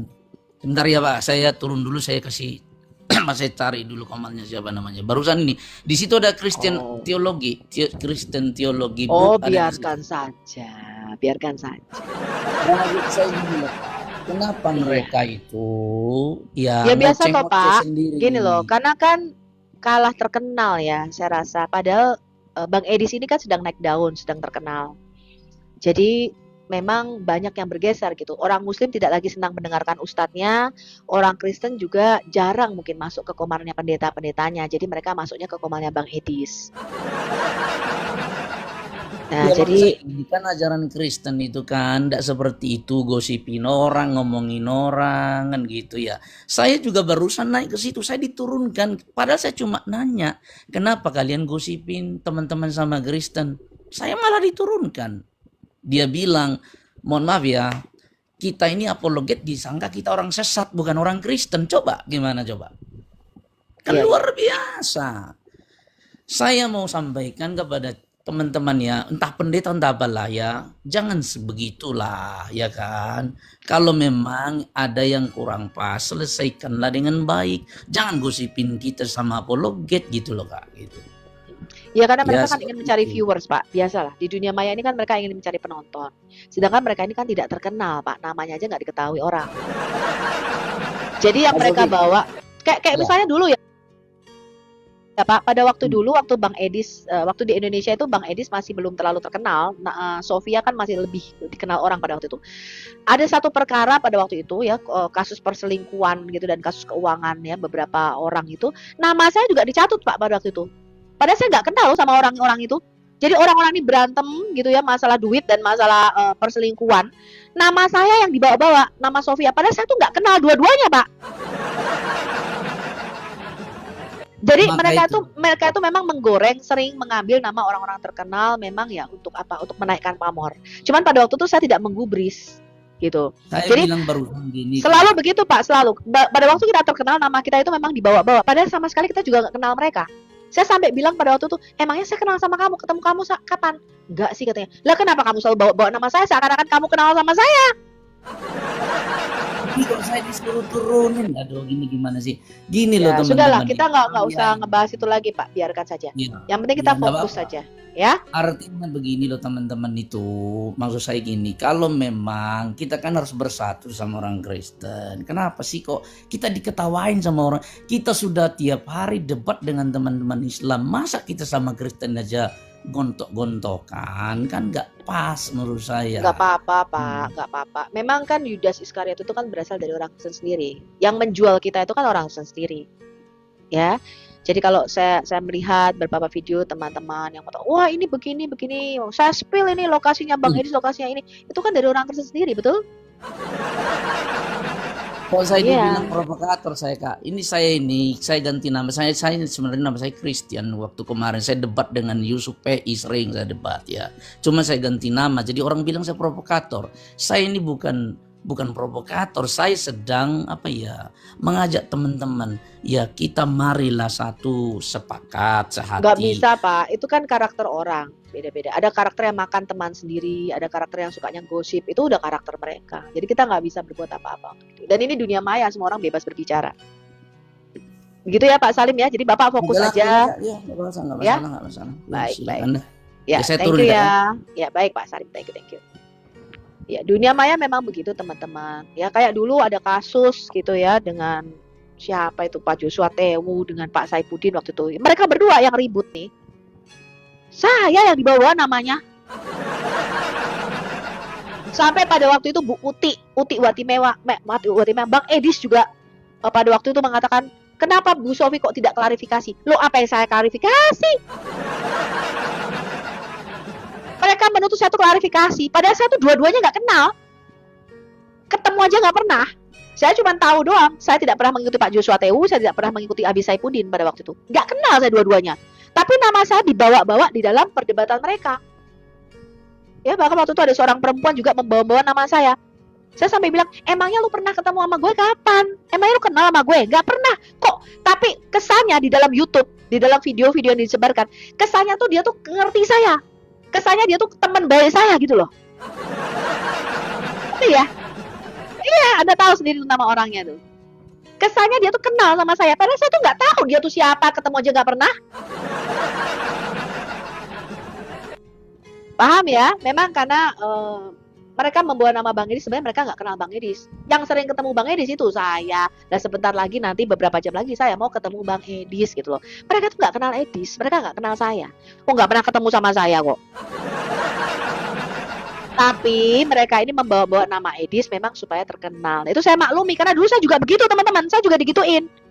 Pada waktu nama Sofia mulai naik pada waktu itu, di dalam kasus tertentu ya, kayak waktu itu siapa sih HTD tuh, Henry Tandinata, bisa membawa nama saya. Lah saya kenal dia aja enggak.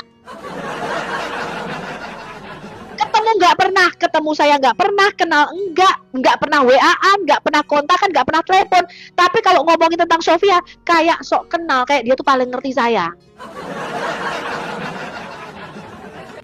Padahal dia nggak pernah ketemu sama saya. Nggak kenal, bahkan saya aja nggak kenal dia tuh siapa kok. Siapa itu Henry Tandinata tuh saya nggak kenal, saya nggak ngikuti channel YouTube-nya. Tapi dia berbicara tentang Sofia seakan-akan dia itu teman baik saya. Gitu ya teman-teman, itu biasa. Itu di dalam dunia pertiktokan, di dalam dunia maya itu biasa. Karena pada waktu siapa yang terkenal pada waktu itu, kemudian diambil namanya untuk menaikkan nama dia gitu ya. Itu biasa, ya itu biasa ya. Oke, kita lanjutkan. Jadi apa kehendak Bapa bagi manusia? Ini teman Kristen banyak yang tidak ngerti. Ya, banyak yang tidak paham. Kehendak Bapa bagi manusia itu bukan menyalibkan Tuhan Yesus, bukan. Kehendak Bapa bagi kerajaan manusia di bumi itu bukan dari sejak kekekalan tiba-tiba I get an idea, aku punya ide, aku mau menyalibkan anakku sendiri. Gak begitu. Terus kemudian ini sampai pada paham ya, kemarin ada boleh lihat di YouTube saya, itu saya rekam di YouTube saya beberapa lulusan STT. Sampai pada paham karena rencana penyaliban ini ditetapkan Allah sejak kekal.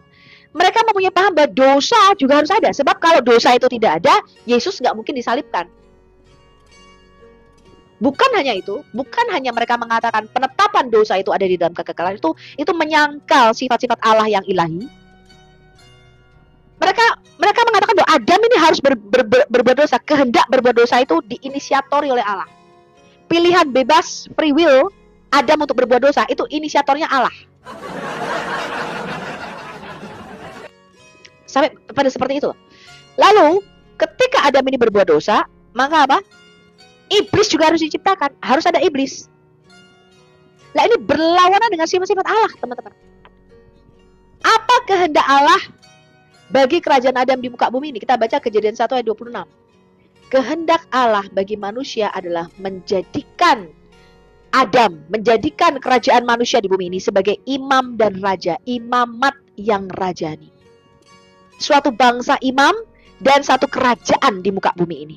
Itu kehendak Bapa. Nah, Adam itu jatuh dari keimamatannya. Ya, Adam itu kehilangan keimamatannya di Kejadian pasal 3. Adam itu menjual kerajaan manusia ini di bawah satu otoritas lain. Alkitab mengatakan apa? Adam menjual kerajaan manusia di bawah otoritas kerajaan kematian atau kerajaan kegelapan. Disitulah respon Allah di dalam kekekalan adalah kasih dan keadilannya harus dinyatakan. Keadilannya mengatakan Adam berbuat dosa, Adam harus mati. Upah dosa ialah kematian. Tapi kasihnya berkata, aku tidak mau Adam itu mati. Itulah dilema di dalam diri Allah. Bagaimana kasih dan keadilannya ini bisa dinyatakan kepada kita? Maka Allah menggantikan dengan korbanot, dengan binatang-binatang. Di dalam seluruh perjanjian lama itu disebut korbanot. Korbanot digantikan dengan darah binatang. Harus ada sesuatu atau seseorang yang mati menggantikan Adam. Itu Allah menunjukkan keadilan dan kasihnya. Bahwa di dalam keadilannya dosa harus ada yang mati. Harus dihukum mati. Harus ada darah yang tercurah. Tapi kasihnya menyatakan apa? Digantikan. Jadi Bapa harus dengan sukarela, dikatakan Bapa itu menyerahkan anaknya. Saya kasih tahu Anda, Bapa itu sayang loh sama saya, Sofia, yang modelannya kayak begini. Betul nggak? Apalagi Tuhan Yesus, anak satu-satunya. Bapa itu sangat sayang sama Tuhan Yesus. Bagaimana mungkin di dalam kekekalan Bapa itu bisa tiba-tiba punya ide, aku mau salibkan anakku sendiri. Yesus berkata, Bapa mengasihi aku sejak sebelum dunia dijadikan. Allah Bapa berkata, inilah anakku yang kukasihi, kepadanya lah aku berkenan. Tidak mungkin Bapa itu mau menyalibkan anaknya sendiri. Ya, maka kita baca di Kejadian pasal 22, akedah Yitzhak. Apa artinya akedah Yitzhak?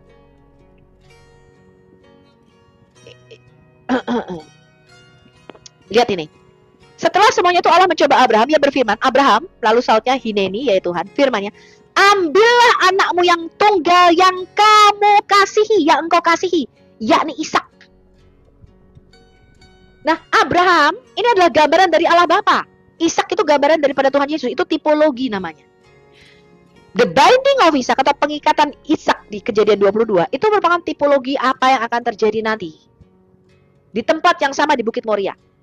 Saya kasih tahu Anda, teman-teman, Abraham menyerahkan Ishak itu bukan karena dia planning. Dia berpikir, dia berencana, aku akan bunuh aja deh Ishak, akan bantai aja anakku ini. Abraham itu tipologi daripada Bapa. Ishak itu tipologi daripada Yesus. Abraham itu bukan di dalam benaknya, Ishak ini anak yang dia kasihi, teman-teman. Kalau Anda punya anak, saya kasih tahu Anda. Kalau saya punya anak.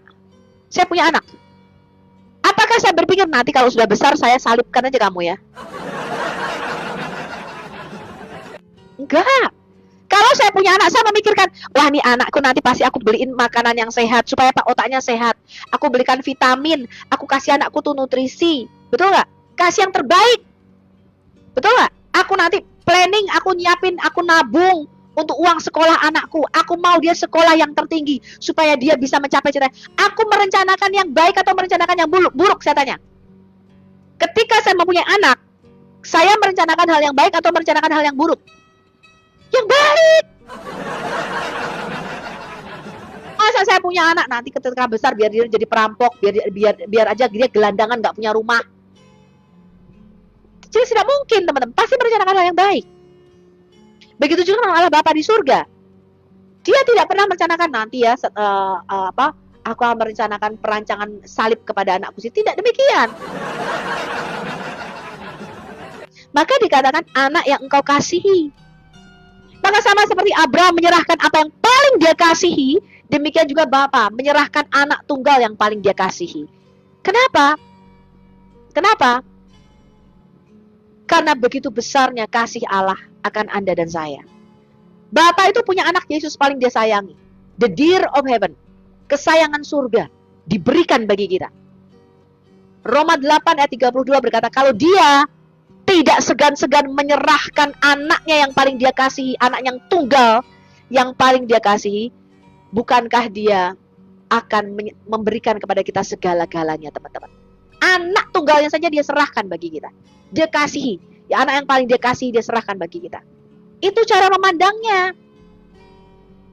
Kenapa? Karena Allah itu punya anak-anak yang lain, yaitu Anda dan saya. Allah punya anak-anak yang lain, yaitu Anda dan saya. Dia mengasihi Anda dan saya, sama seperti dia mengasihi Yesus. Maka dia mengutus anak yang tunggal untuk menebus kita, saudara-saudaranya, dari kematian dan penghukuman kekal. Ya, di situ di Kejadian pasal 22, Abraham itu berjalan bersama-sama dengan Ishak. 3 hari perjalanan jauhnya itu bicara 3 hari Yesus itu mati. Ya, bicara kematian Yesus, kemudian 3 hari kemudian dia akan bangkit. Abraham itu mempunyai iman. Ayat kelima kita baca, kata Abraham kepada kedua bujangnya itu, tinggallah kamu di sini dengan keledai ini, aku beserta anak ini akan pergi ke sana, kami akan sembahyang, sesudah itu kami akan kembali kepadamu. Jadi Abraham itu berpikir, sekalipun Allah meminta Ishak untuk dipersembahkan sebagai olah korban atau korban bakaran, Abraham itu mempunyai iman bahwa Tuhan sanggup membangkitkan Ishak dan bahwa aku dan Ishak itu pasti akan kembali lagi. Tidak mungkin Ishak itu dibiarkan mati. 3 hari kemudian kami pasti akan kembali lagi. Itu merupakan gambaran apa yang terjadi kepada Yesus di masa yang akan datang. Apa yang Ishak lakukan? Ishak berkata begini, Ishak itu memikul salibnya, memikul kayunya itu. Ya, Abraham mengambil kayu korban bakar itu lalu memikulkannya ke atas bahu Ishak, sama seperti Yesus memikul salib. Ya, ini gambaran. Lalu berkatalah Ishak kepada Abraham, sautnya, Bapa, ya anakku, di sini sudah ada api dan kayu, tetapi di manakah anak domba untuk korban bakaran itu? Lalu dikatakan begini, demikianlah keduanya berjalan bersama-sama. Ini menggambarkan Bapa dan Yesus itu sepakat. Bapa mempunyai kehendak penebusan, Yesus juga harus sepakat. Dia rela menjadi korban penebus bagi kita. Ya, dikatakan keduanya berjalan bersamaan. Bukan satu, makanya saya berkata, yang namanya paham oneness itu paham sesat. Ini lo lihat nih, Kejadian 20 ini gambaran daripada penyaliban Yesus. Abraham dan Ishak itu berjalan bersama. Begitu juga dengan Allah Bapa.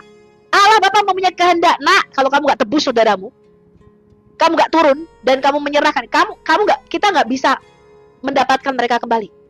Yesus sepakat, Bapa, jikalau boleh cawan ini berlalu daripadaku, tapi bukan kehendakku melainkan kehendakmu yang jadi. Mereka sepakat untuk melakukan rancangan keselamatan bagi Anda dan saya. Ya, karena Adam yang pertama telah gagal menjadi bangsa imamat yang rajani. Lalu ketika Ishak itu diikat, dikatakan apa? Dia tidak memberontak. Ini gambaran Yesus. Dia dengan rela. Dia seperti anak domba yang keluh, yang dibawa kepada pembantaian. Ini gambaran.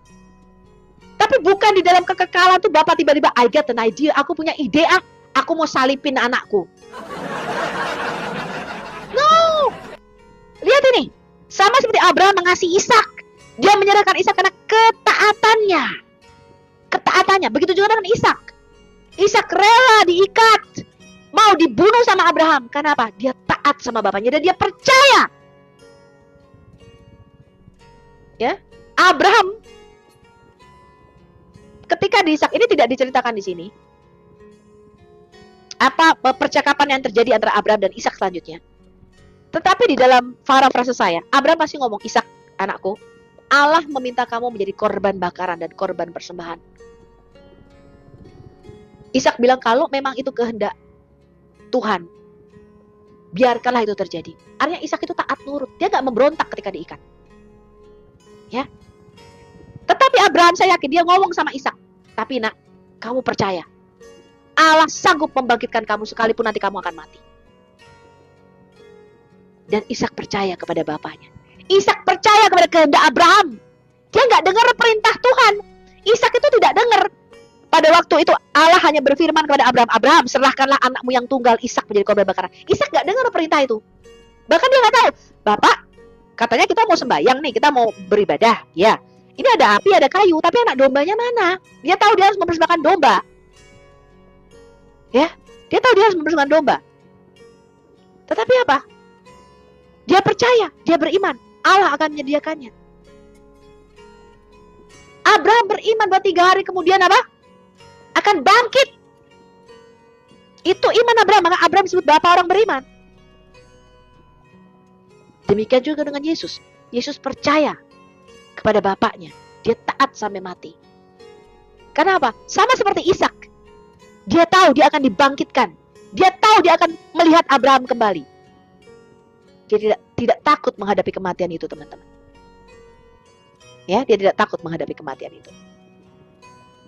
Jadi kehendak Bapa itu adalah untuk apa? Bukan mematikan Yesus. Ya. Kematian Yesus itu adalah akibat dosa Anda dan saya. Untuk menebus Anda dan saya. Karena begitu besar kasih Allah akan Anda dan saya. Dia rela menyerahkan anak yang tunggal menjadi korban penebus salah bagi Anda dan saya. Ya, untuk menjadikan apa? Kerajaan Adam ini imamat yang rajani, kembali menjadi imam dan raja. Maka Anda baca di dalam Keluaran, untuk apa Allah mengutus Musa sebagai Mesias bagi bangsa Israel pada waktu itu di Mesir. Keluaran 19 ayat 456 berkata, Allah menjadikan Israel kerajaan imam. Karena Adam yang pertama gagal menjadi raja dan imam di bumi ini. Ya, maka Allah mengambil dari semua bangsa di muka bumi ini satu tipologi, satu contoh, prototipe.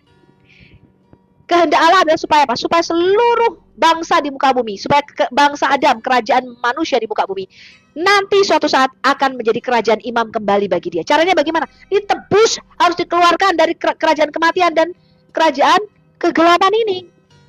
Itu maksudnya, teman-teman. Ini kita lihatnya ada muslim yang open camp ya syaratnya. Anda muslim boleh, Anda mau naik. Kristen boleh mau naik, open camp syaratnya. Ya, kalau nggak open camp, saya turunkan.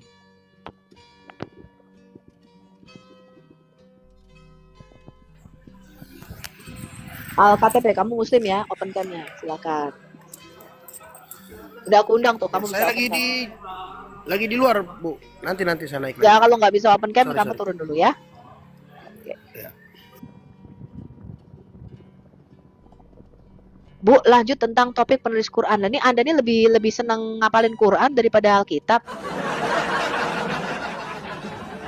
Ya, makanya sama seperti bangsa Israel itu ketika dikeluarkan dari Mesir, dilakukan Paskah.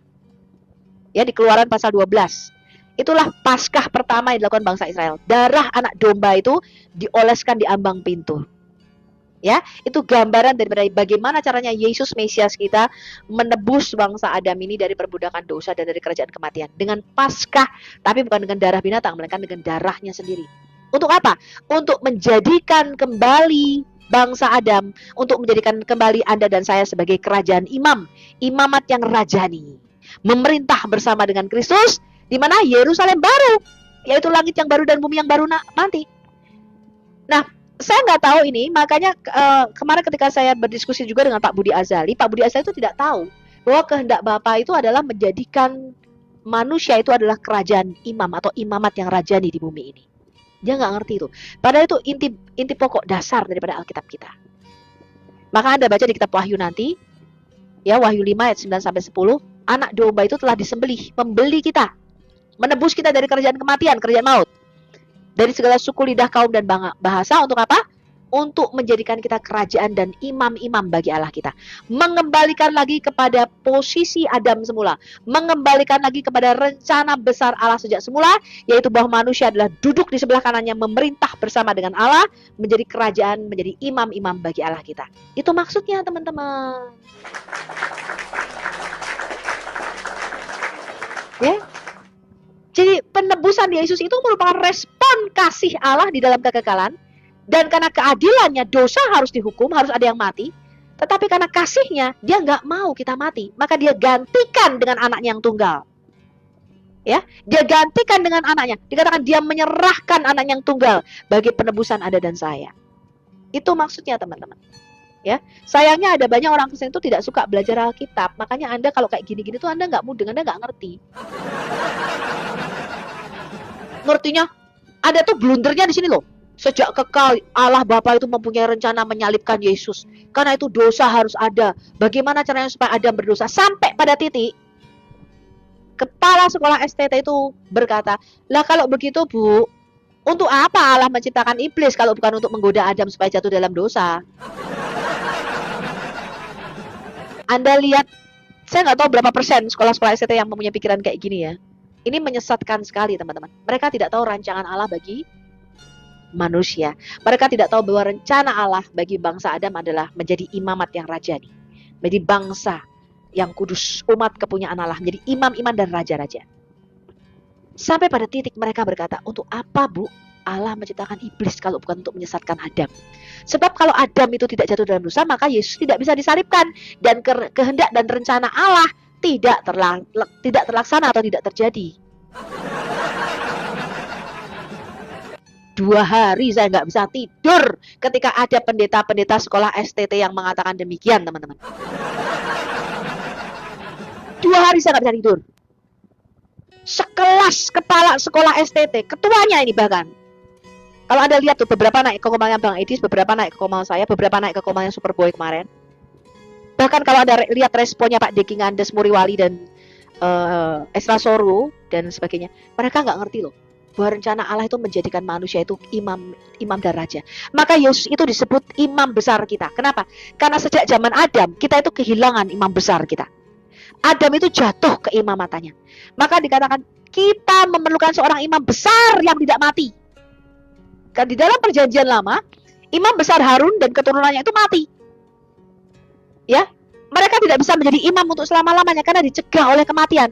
Dan ketika mereka masuk ke dalam ruang Maha Kudus, dikatakan di dalam Ibrani pasal 9, mereka itu masuk dengan membawa 2 persembahan, 2 korban. Untuk dirinya sendiri sebagai korban penebus dosa karena mereka berdosa, dan untuk bangsa Israel. Mereka bawa 2 korban. Yesus tidak. Kenapa? Karena Yesus mati sekali lalu hidup selama-lamanya. Dia sekarang menjadi perantara antara Allah dan manusia, yaitu manusia Kristus Yesus, dan dia menjadi imam besar kita sampai selama-lamanya. Nah, konsep ini sebenarnya simple. Ini tabernakel itu harusnya dipelajari di sekolah STT. Tapi saya tidak tahu kenapa itu dipelajari, ya itu materi yang cukup umum di dalam sekolah STT mempelajari tabernakel Musa ini. Tapi saya nggak tahu kenapa mereka bisa meleset pandangannya di situ. Kita memerlukan seorang raja yang kekal. Kenapa? Karena tadinya Allah itu menciptakan Adam untuk menjadi imam yang kekal di bumi dan raja yang kekal di bumi.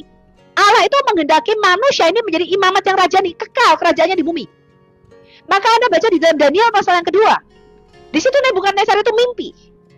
Nebukadnezar itu mimpi, dia lihat patung, kepalanya dari emas, dadanya perak, tembaga, pahanya besi, kakinya besi, bercampur tanah liat. Lalu Allah tuh berkata begini, di dalam mimpi Nebukadnezar, ada seungkit batu terlepas tanpa perbuatan tangan manusia, dan batu ini menghancurkan patung yang dilihat Nebukadnezar itu. Lalu batu ini berubah menjadi gunung yang besar, yang amat tinggi, yang menjulang dan memenuhi seluruh bumi. Itulah kerajaan yang akan didirikan Allah di bumi ini, yaitu kerajaan Mesias. Dia mengembalikan lagi kerajaan Adam yang dihilangkan oleh Adam, yang dijual oleh Adam kepada kerajaan kematian dan kerajaan kegelapan, yang kepalanya adalah iblis.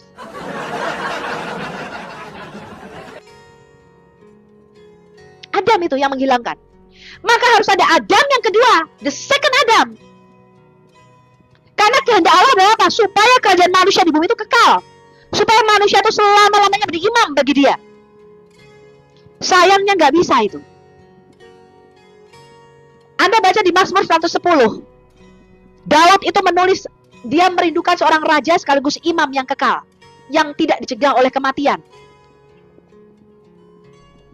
Maka apa rencana Bapa bagi Yesus? Apakah untuk menyalibkan dia? Tidak. Kita buka Lukas pasal yang pertama. Lukas pasal yang pertama. Ayat yang ke-30 sampai dengan ke-33.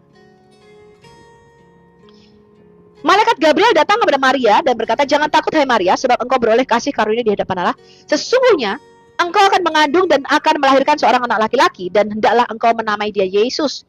Dia akan menjadi besar dan akan disebut anak Allah yang maha tinggi. Dan setelah dia besar, salibkanlah dia." Tidak. Dia akan menjadi besar dan akan disebut anak Allah yang maha tinggi. Dan Tuhan Allah, dengarkan ini rencana Bapa. Tuhan Allah, ini kehendak Bapa, ini rencana Bapa. Dan Tuhan Allah akan mengaruniakan kepada anakmu, Yesus, tahta Daud. Dia akan menjadi raja. Bapa leluhurnya, supaya anakmu Yesus akan menjadi raja atas kaum keturunan Yakub sampai selama-lamanya, dan kerajaannya tidak berkesudahan. This is the plan of God. This is the master plan of God. Rencana Allah. Dia mengembalikan lagi kerajaan Adam yang dihilangkan itu menjadi imam dan raja. Kita merindukan Mesias, yaitu imam, seorang imam dan seorang raja. Itu kehendak Allah. Bagaimana mungkin sekolah-sekolah STT dan ketuanya mengajarkan dari sejak kekekalan Allah Bapa, I got an idea. Aku punya ide. Apa idenya? Aku mau menyalibkan anakku sendiri. Makanya kemarin ketika saya berbicara dengan Pak Budi Azali. Pak Budi Azali ini adalah guru daripada Pak Esra Soru, guru daripada Pak Deki Ngandas dan Muri Wali. Bahkan Kejadian 1 ayat 26 yang merupakan, saya menyebutnya sebagai rencana besar Allah sejak semula. Pak Budi Azali nggak ngerti loh Kejadian 1 ayat 26.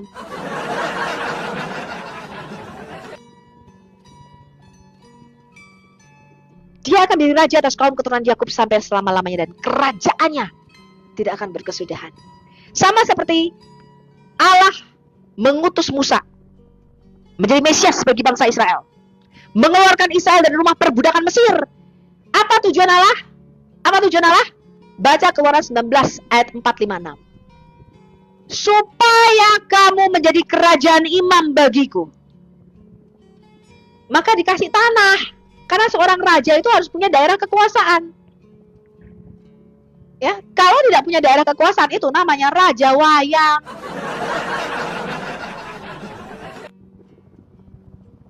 Makanya sekolah STT itu nggak ngerti Kejadian 1 ayat 26. Anda percaya nggak nih teman-teman? Di gereja-gereja itu diajarkan bahwa manusia itu masuk ke surga, betul? Betul nggak? Dulu saya sebagai seorang Kristen di gereja-gereja saya itu diajarkan nanti kita masuk ke surga, di rumah Bapakku banyak tempat tinggal, betul? Padahal itu tidak sesuai dengan apa yang Alkitab ajarkan.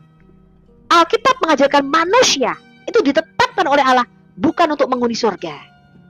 Manusia itu ditetapkan Allah untuk menghuni bumi, untuk berkuasa di bumi. Dan selama-lamanya di bumi. Karena kerajaan manusia itu disebut di dalam Kolose 1 ayat 16 sebagai kerajaan yang kelihatan yang ada di bumi. Dan kerajaan yang ada di bumi itu diberikan Allah, Mazmur 115 ayat 16, kepada anak-anak Adam. Samayim atau surga itu bukan untuk manusia. Kerajaan yang tidak kelihatan, kerajaan Samayim, yaitu disebut kerajaan roh, itu bukan dihuni oleh manusia. Itu dihuni oleh makhluk surgawi namanya. Anak-anak Allah di dalam Alkitab kita. Beberapa disebutkan sebagai penghuni surga di dalam Alkitab kita, antara lain adalah serafim, kerubim, ofanim, dan para malaikat. Itu penghuni surga. Bukan untuk manusia. Makanya nanti di kitab Wahyu, manusia itu tidak ke surga. Allah akan menciptakan kembali langit dan bumi yang baru. Allah akan menciptakan kembali dimensi materi kita. Dimensi ruang dan waktu ini yang sudah jatuh di dalam dosa, itu dikembalikan kepada penciptaan, tujuan penciptaan Allah sejak semula. Maka ketika langit dan bumi yang baru ini diciptakan ulang oleh Allah, untuk masuk ke langit yang baru dan bumi yang baru nanti, itu kita harus menjadi manusia baru. Tidak bisa mengenakan manusia lama yang punya dosa ini. Maka Anda baca di Yohanes pasal yang ketiga, bagaimana caranya kita masuk dalam kerajaan Allah. Bukan ke surga sana ya, tapi ke dunia yang akan datang, kata Yesus, untuk memerintah bersama dengan Kristus. Bagaimana caranya? Yesus berkata begini, caranya adalah, kamu mau tidak mau harus menjadi manusia baru, ciptaan baru, dilahirkan kembali dari air dan roh. Ya, dilahirkan kembali dari air dan roh. Nah, ini di gereja ini nggak diajarkan kayak begini-begini. Yang gereja ajarkan adalah di rumah di surga nanti tempat tinggalku. Pokoknya kalau nggak apa-apa aku di bumi ngontrak ngekos, tapi di surga nanti aku punya rumah. Nah, ini banyak yang baru tahu. Kenapa? Karena Anda lebih sering dengerin debat dengan Islam dibanding belajar Alkitab.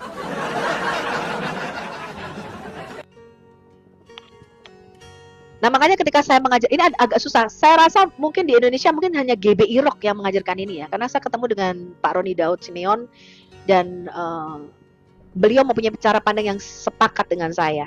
Ya, makanya beberapa buku yang saya sarankan untuk Anda baca adalah antara bukunya Miles Monroe. Ya, supaya Anda tuh ngerti, teman-teman, apa tujuan Allah menciptakan manusia. Apa kehendak Allah bagi Anda dan saya. Bagaimana caranya untuk menjadikan kembali bangsa Adam ini sebagai imamat yang rajani.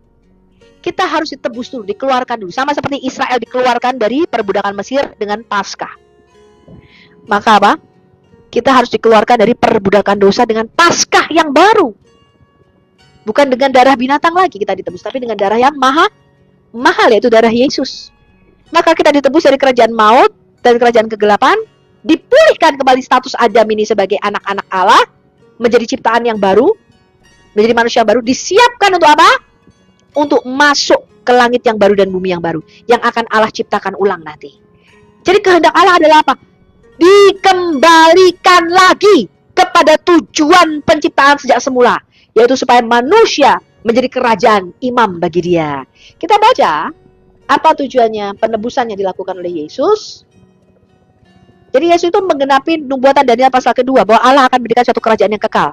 Maka sekarang kita mempunyai Yesus, yaitu seorang raja di atas segala raja yang tidak akan mati lagi. Ya, kerajaannya kekal.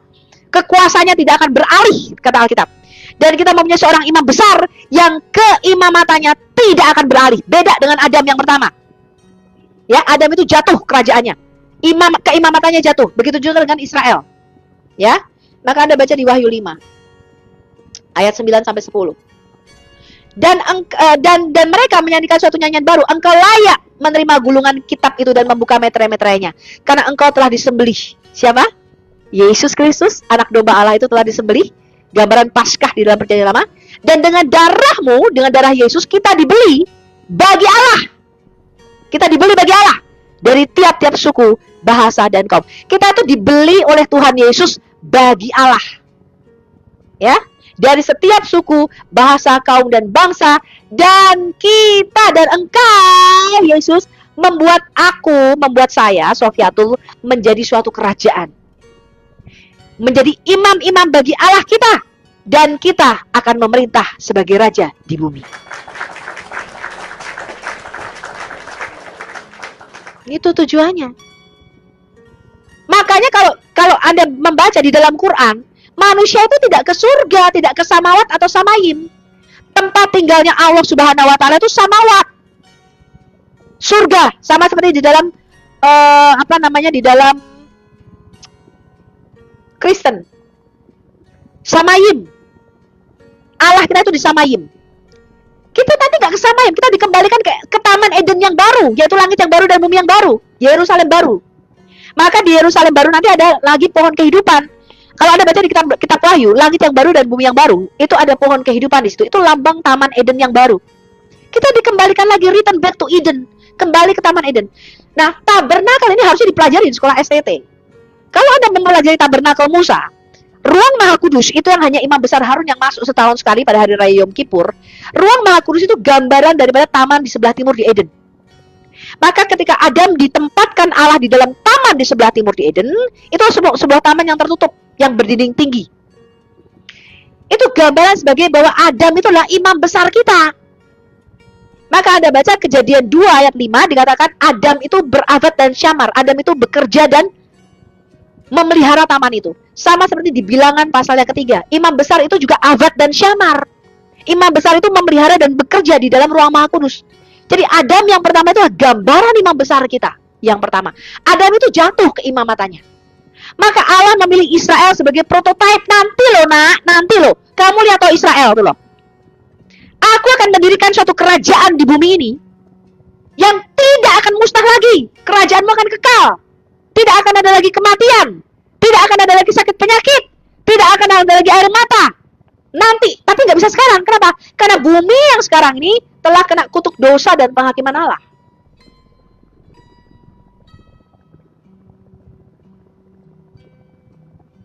Bumi yang sekarang ini telah kena kutuk dosa. Nanti di langit yang baru dan taman Eden yang baru, aku akan ciptakan taman Eden yang baru. Tetapi untuk masuk ke taman Eden yang baru itu tidak, kamu harus jadi manusia baru. Gak boleh pakai manusia yang lama yang berdosa ini. Caranya bagaimana? Karena Adam yang pertama telah menjual kita ke dalam satu otoritas lain, ke dalam kerajaan lain. Alkitab menyebutnya kerajaan kematian atau kerajaan kegelapan. Yang penguasanya adalah iblis atau Satan. Maka kita ini harus dikeluarkan dulu, sama seperti bangsa Israel dikeluarkan dari perbudakan Mesir. Maka kita ini dikeluarkan dari perbudakan mbahnya Firaun, kata Pak Bambang Nursiono, yaitu apa? Iblis. Untuk apa? Jangan miss, ini jangan miss, orang Kristen jangan miss. Untuk apa tadi Wahyu 5 ayat 10? Supaya kerajaan manusia ini menjadi imamat yang rajani. Supaya kita itu dikembalikan lagi menjadi kerajaan, supaya kita itu menjadi imam-imam bagi Allah kita. Itu tujuan Allah, itu kehendak Bapa. Bukan dari sejak kekekalan, I get an idea, I want to kill my son.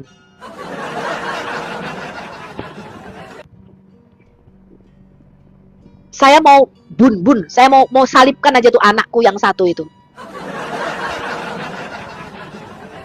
No. Nah ini miss. Kenapa? Karena kalau Anda lihat dialog saya dengan Pak Budi Azali tadi, Pak Budi Azali itu dia tahu rencana besar Allah. Kejadian 1 ayat 26 itu yang saya sebut sebagai the original plan of God. Yang saya sebut sebagai rencana besar Allah atau rencana mula-mula Allah ketika menciptakan Anda dan saya. Itu tujuan Allah menciptakan Adam. Yaitu untuk menjadikan kerajaan imam di bumi ini. Dan rencana ini meleset. Namanya khatah atau hamartia, yaitu dosa. Dosa itu yang meleset dari tujuan penciptaan Allah sejak semula. Itulah sebabnya Allah itu mengembalikan lagi. Caranya bagaimana? Dengan ditebus. Gak ada lainnya, karena kita sudah menjadi budak dosa, sama seperti Israel jadi budak Firaun di Mesir. Ya, itu gambaran prototipe daripada gereja. Israel itu gambaran prototipe daripada gereja. Nah, ketika Allah mengeluarkan Israel dari rumah perbudakan Mesir, Allah itu berkata begini, aku akan menghukum Firaun dan para Allah Mesir. Allah Mesir inilah yang merencanakan perbudakan, yang merencanakan pembantaian bayi-bayi ketika Musa lahir pada waktu itu. Maka di atas kayu salib, demikian juga Allah menghukum para penguasa di udara.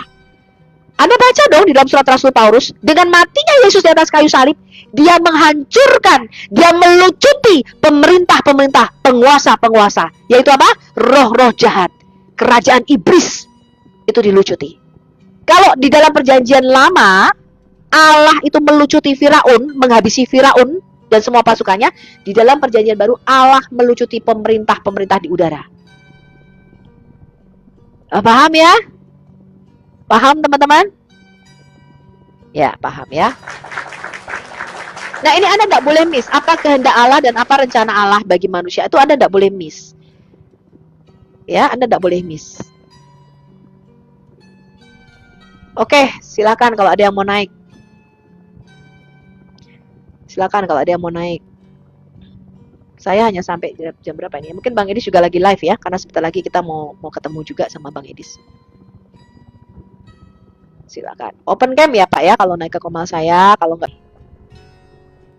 Pak Joshua nih, coba kita lihat ya. Sebelum kita masuk, saya sebenarnya mau membahas apa Allah. Malam, shalom. Shalom. Silakan di open cam Pak. Bapak Kristen ya. Silakan open cam Pak. Oh, open cam-nya. Iya dong, naik ke komal saya harus open cam nih. Waduh, lagi tiduran nih. Masa open cam sampai tiduran? Iya, nggak apa-apa Pak. Duduklah. Waduh. Saya sedang mau mengajar ini Pak. Saya mau mengajar sebentar ya dengan judul Imamat yang Rajani sebenarnya. Apa yang mau Pak Joshua sampaikan? Silakan Bapak di open cam-nya. Sebentar saya ambil posisi dulu. Sebentar ya, kita mau berdiskusi terkait masalah polemik-polemik yang terjadi di kekristenan sekarang ini. Bentar.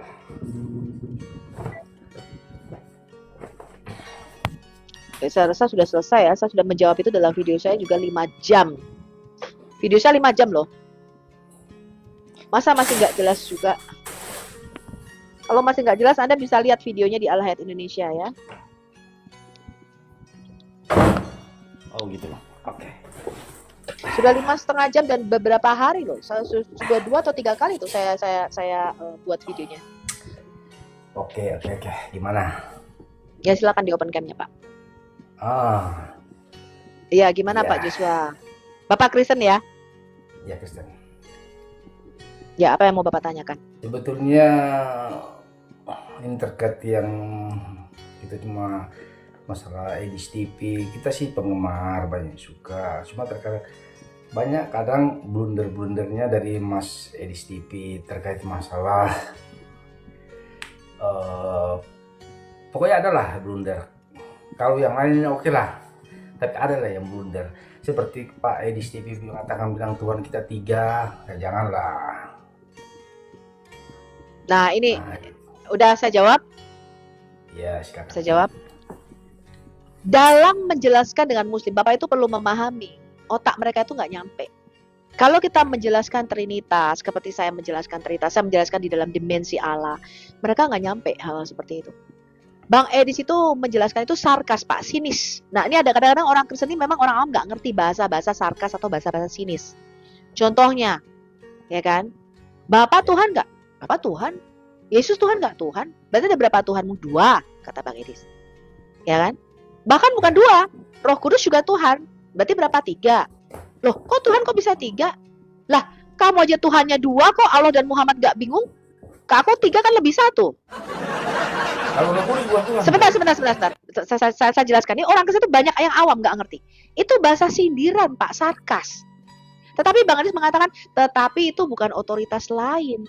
Yesus itu bukan Tuhan yang berbeda atau otoritas yang lain. Makanya bahasa Tuhan ini Anda tidak paham. Anda tidak paham. Banyak orang itu tidak paham. Saya tanya sama Bapak. Bapak tahu nggak bahwa Tuhan kita Yesus Kristus itu mempunyai Allah di dalam Alkitab kita? Nah itu juga yang saya tidak setujunya itu. Kalau Yesus dibilang mempunyai Tuhan, saya Nah, tidak setuju. Saya tanya. Bapak baca Efesus 1 ayat 3 nggak? Bapak tahu nggak bahwa Tuhan Yesus itu punya Allah? Nah ini makanya orang awam susah. Orang awam susah makanya saya bilang. Karena Anda pertama tidak mengerti apa itu kata Tuhan. Di gereja nggak diajarin Pak, apa bedanya Tuhan dan Allah. Banyak kan orang Kristen itu, taunya Tuhan itu ya Allah, Allah itu ya Tuhan. Ketika Bang Edis menjelaskan itu cuma bahasa sinis Pak untuk nyindir Islam. Kok kamu bingung gitu loh kalau Tuhan kami itu 2 atau 3? Yang benar itu bukan masalah jumlah Pak. Tuhan itu nggak bicara jumlah. Ketika kita bicara Allah Trinitas itu tidak pernah berbicara keberapaan jumlah Allah. Oh gitu. Jadi emang ada ayatnya itu mengatakan bahwa Yesus itu punya Allah, punya Tuhan? Oh iya jelas, banyak. Oh iya kalau Banyak, ada Pak. oke lah. Oke kalau ada kita. Bapak punya Alkitab di situ? Ini Ya, sebenarnya kita- bahasan materi kita bukan ini, tapi saya ajari Anda sebagai orang awam ya, karena Anda nggak ngerti Alkitab kebanyakan. Bapak punya Alkitab, saya bukakan ayatnya. Bapak punya Alkitab? Silakan berarti bukan. Enggak, Bapak. Nanti kalau saya baca dipikir saya yang ngarang. Iya benar. Cuma Saya bukakan ayatnya. Bapak, makanya kita saya baca. tanya, Bapak punya Alkitab nggak? punya lah. Kita baca bersama-sama aja. Coba tampilkan aja di situ Bu. Kita baca bersama-sama biar saya bacakan. Baik, Bapak buka Kisah Rasul 2 ayat 36. Kita buka yang pertama dulu ya, Kisah Rasul 2 ayat 36. Bacakan Pak, Ya. Kisah Rasul 2 ayat 36. Silakan. Hah? Loh, kok silakan? Kok saya lagi yang harus baca supaya Bapak Udah, ngerti udah. Alkitab. Nah, Oke. makanya begini aja Pak Joshua. Lain kali kita akan membahas ini ya. Ya, Ya. karena orang Kristen tuh nggak ngerti orang awam. Bedanya Tuhan sama Allah aja nggak ngerti orang awam. Ya, kata Allah aja artinya apa? Orang Kristen tidak tahu. Karena awam, Pak. Nah, Bang Edis dan saya itu mempelajari Alkitab dan mempelajari Al-Quran dengan baik. Ya, makanya kalau saya tanya sama Bapak, Allah itu artinya apa sih Pak di dalam Alkitab kita? Kata Allah itu loh, itu bicara soal apa tuh? Bapak ngerti nggak? Allah itu ya Allah itu ya Bapa di surga itu. Kalau Allah ulur besar kan. Sampai Bahasa kan? aslinya Allah itu apa Pak? Bahasa aslinya Allah itu apa? Kenapa Yahweh? YHWH. Bahasa aslinya Allah, Yahweh. Lah, emang apa? Ya udah gini aja deh Pak. Bapak dengerin aja dulu ya, nanti kita belajar bareng-bareng ya. Ikuti terus channel Allah. Bapak berapa lama? Begitu loh, Bu. Saya tanya dulu sebentar, Bapak berapa lama mendengarkan pengajaran dari Al Hayat Indonesia? Ini baru pertama kali Bapak dengerin saya atau sudah Bapak ngikuti saya selama beberapa tahun? Saya cuma nonton Edis TV aja yang selama ini. Bapak nggak pernah nonton Sofia ya berarti ya? Sophia Nonton sering channel saya, juga. nonton pengajaran saya pernah nggak? Dengerin pengajaran saya di YouTube itu saya punya banyak pengajaran Alkitab. Bapak pernah nonton? Sering juga, tapi kan bukan membahas masalah Allah. Loh, video saya banyak tentang Allah Pak. Ya udah, Ya, di bawah dulu ya seperti Pak itu. ya, di bawah dulu. Oke, dah. Nah inilah teman-teman, makanya Anda itu kebanyakan, saya bilang apa, kalau Anda tuh nonton debat boleh, tetapi mempelajari Alkitab kita juga lebih penting. Ya, jadi kita itu tahu iman kita. Ya, banyak orang Kristen tuh nggak ngerti bahkan bedanya Allah dan Tuhan itu mereka nggak ngerti. Kata Tuhan itu artinya apa, orang Kristen tuh nggak paham. Di dalam benak orang Kristen, Tuhan itu artinya pencipta. Tuhan itu ya Allah, Allah itu ya Tuhan. Karena apa? Kebanyakan kita di Indonesia ini kan bergaul dengan orang Muslim, di mana pemahaman kita ini sama, disama-samain norma orang Muslim. Bahkan beberapa gereja, saya nggak tahu ya gereja mana, saya nggak mau sebutkan mereknya, mengatakan bahwa kita dan orang Islam itu menyembah Allah yang sama. Itu diajarkan di gereja. Gereja mengatakan bahwa Muslim itu adalah saudara sepupu kita dari Ismail, katanya begitu. Dulu saya juga begitu, di gereja saya juga diajarkan bahwa Muslim itu adalah saudara sepupu kita dari Ismail. Kita menyembah Tuhan yang sama dengan orang Muslim, cuma caranya berbeda. Nabi mereka Muhammad. Lalu dikatakan begini, Isa Al-Masih itu sama dengan Tuhan Yesus. Mereka menyebutnya Isa, kita menyebutnya Tuhan Yesus. Makanya saya dulu nggak tahu tentang Islam. Orang dibilang mereka saudara sepupu kita dari Ismail.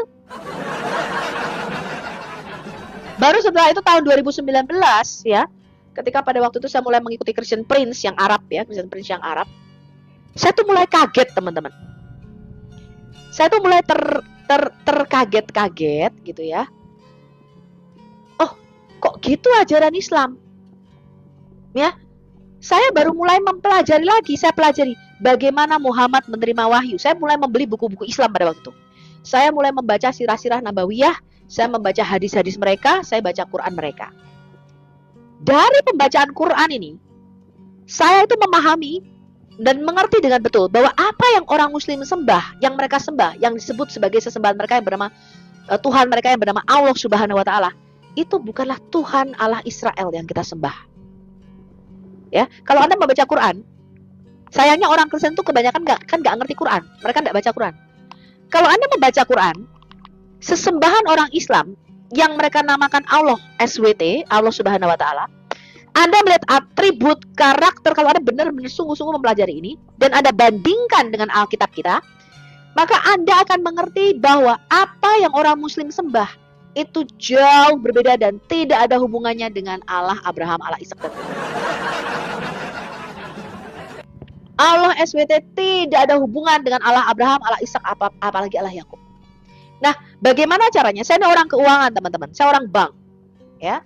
Bagaimana kalau Anda tanya ke BCA sana, Anda tanya ke bank, kemana aja deh, Bank Mandiri, BCA. Anda tanya sama tellernya, teller yang ngitung uang itu loh, yang terima uang. Kalau sekarang ada mesin penghitung uang. Kalau zaman dulu belum ada. Anda tanya sama teller bank, bagaimana caranya membedakan uang asli dengan uang palsu. Nanti mereka akan kasih tahu. Caranya adalah Anda harus diekspos dengan uang asli. Dipegangin ya dengan uang asli, ada ngitung uangnya tuh dipegangin dengan uang asli. Nanti begitu kalau dia ngitung pakai tangan nih, orang teller bank, ada salah satu kertas yang itu palsu, uang palsu, dia langsung ngerti itu. Dari misalnya 10 atau 15 atau 20 lembaran uang asli, salah satunya palsu, dia tuh langsung ngerti, teman-teman. Caranya bagaimana? Anda harus tahu aslinya dulu. Makanya saya sering mengatakan apa? Kalau Anda tidak punya pegangan aslinya, ketika dikasih barang palsu, Anda nggak tahu. Ada orang desa gitu ya, tiba-tiba pulang ke desanya dan bilang, waduh aku nih beli tas Louis Vuitton katanya, tas LV, tas Hermes katanya gitu. Aku pakai tas LV loh, padahal dia belinya di Tanah Abang, harganya 300.000. Orang-orang sekampungnya juga heboh. Wih, udah kaya raya kamu udah pakainya tas LV, Louis Vuitton katanya gitu. Mereka nggak tahu bahwa tasnya itu tas palsu. Kenapa? Karena yang aslinya nggak pernah lihat. Karena mereka nggak pernah lihat tas aslinya. Makanya dikasih yang palsu, nggak tahu. Kalau Anda sekarang pergi ke Alfamart, pergi ke Indomaret, bagaimana caranya membedakan uang asli dengan uang palsu? Keduanya harus disejajarkan. Anda harus bedah dua-duanya. Begitu juga kalau Anda mau tahu mana yang asli dan mana yang palsu, Anda harus buka kedua kitab-kitab ini. Dan Anda harus bedah. Kitab ini, Al-Quran, ketika saya membacanya, ini minimal ada 3 orang penulis. Ya, dan itu diverifikasi oleh manuskrip yang mereka sebut sebagai top copy, yang sekarang ini disimpan di daerah Turki. Itu penulisnya 3 orang. Tulisan tangannya tuh 3 orang yang nulis, bukan 1. Kalau Anda membaca Al-Quran, ya, dari narasi yang ada di dalam Al-Quran, minimal saya bilang, yang nulis Al-Quran itu 3 orang. Dari sudut pandang 3 orang yang berbeda-beda. Contoh, saya kasih Anda contoh. Ketika Alkitab itu ditulis, Alkitab itu penulisnya bukan 1 orang. Bukan berasal dari pewahyuan 1 orang. Tapi 40 orang penulis lebih. Ya, saya kasih ada contoh yang gampang nih, cara menganalisa mana kitab yang asli, mana kitab yang palsu. Alkitab, Injil, kitab ingat-ingatan para rasul ini ditulis oleh 4 orang, Matius, Markus, Lukas, Yohanes. Keempat orang itu mempunyai sudut pandang yang berbeda-beda, nggak sama persis, tulisannya nggak plek. Karena mereka mempunyai sudut pandang yang berbeda-beda. Saya kasih ada contoh misalnya di Matius 4 dan Lukas pasal yang keempat, yaitu pencobaan Yesus oleh iblis. Di situ pencobaannya itu ada 2 yang susunannya tuh nggak sama, terbalik susunannya. Tapi sama, ya pencobaannya sama, tapi susunannya aja urutannya nggak sama. Ya, ini ada contoh gampangnya. Kenapa begitu? Karena Matius dan Lukas ini 2 orang yang berbeda. Mereka menulis dari 2 sudut pandang yang berbeda.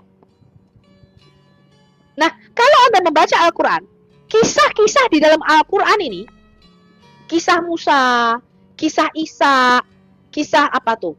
Adam, itu bisa berbeda-beda dan tersebar di beberapa surah. Kisahnya tuh beda-beda, urutannya tuh nggak sama, teman-teman, terbalik-balik. Kata-katanya terbalik-balik. Kalau Quran ini berasal dari sumber yang sama, yaitu Allah, SWT, lalu didiktekan kepada Muhammad, tidak mungkin kisah kejadian yang sama itu bisa terbalik-balik. Tidak mungkin itu kisahnya terbalik-balik.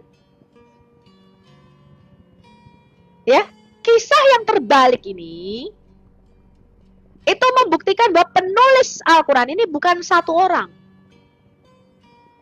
Asumsi saya minimal 3 orang. Kalau Anda membaca, benar-benar mempelajari dengan baik Al-Quran ini. Ya.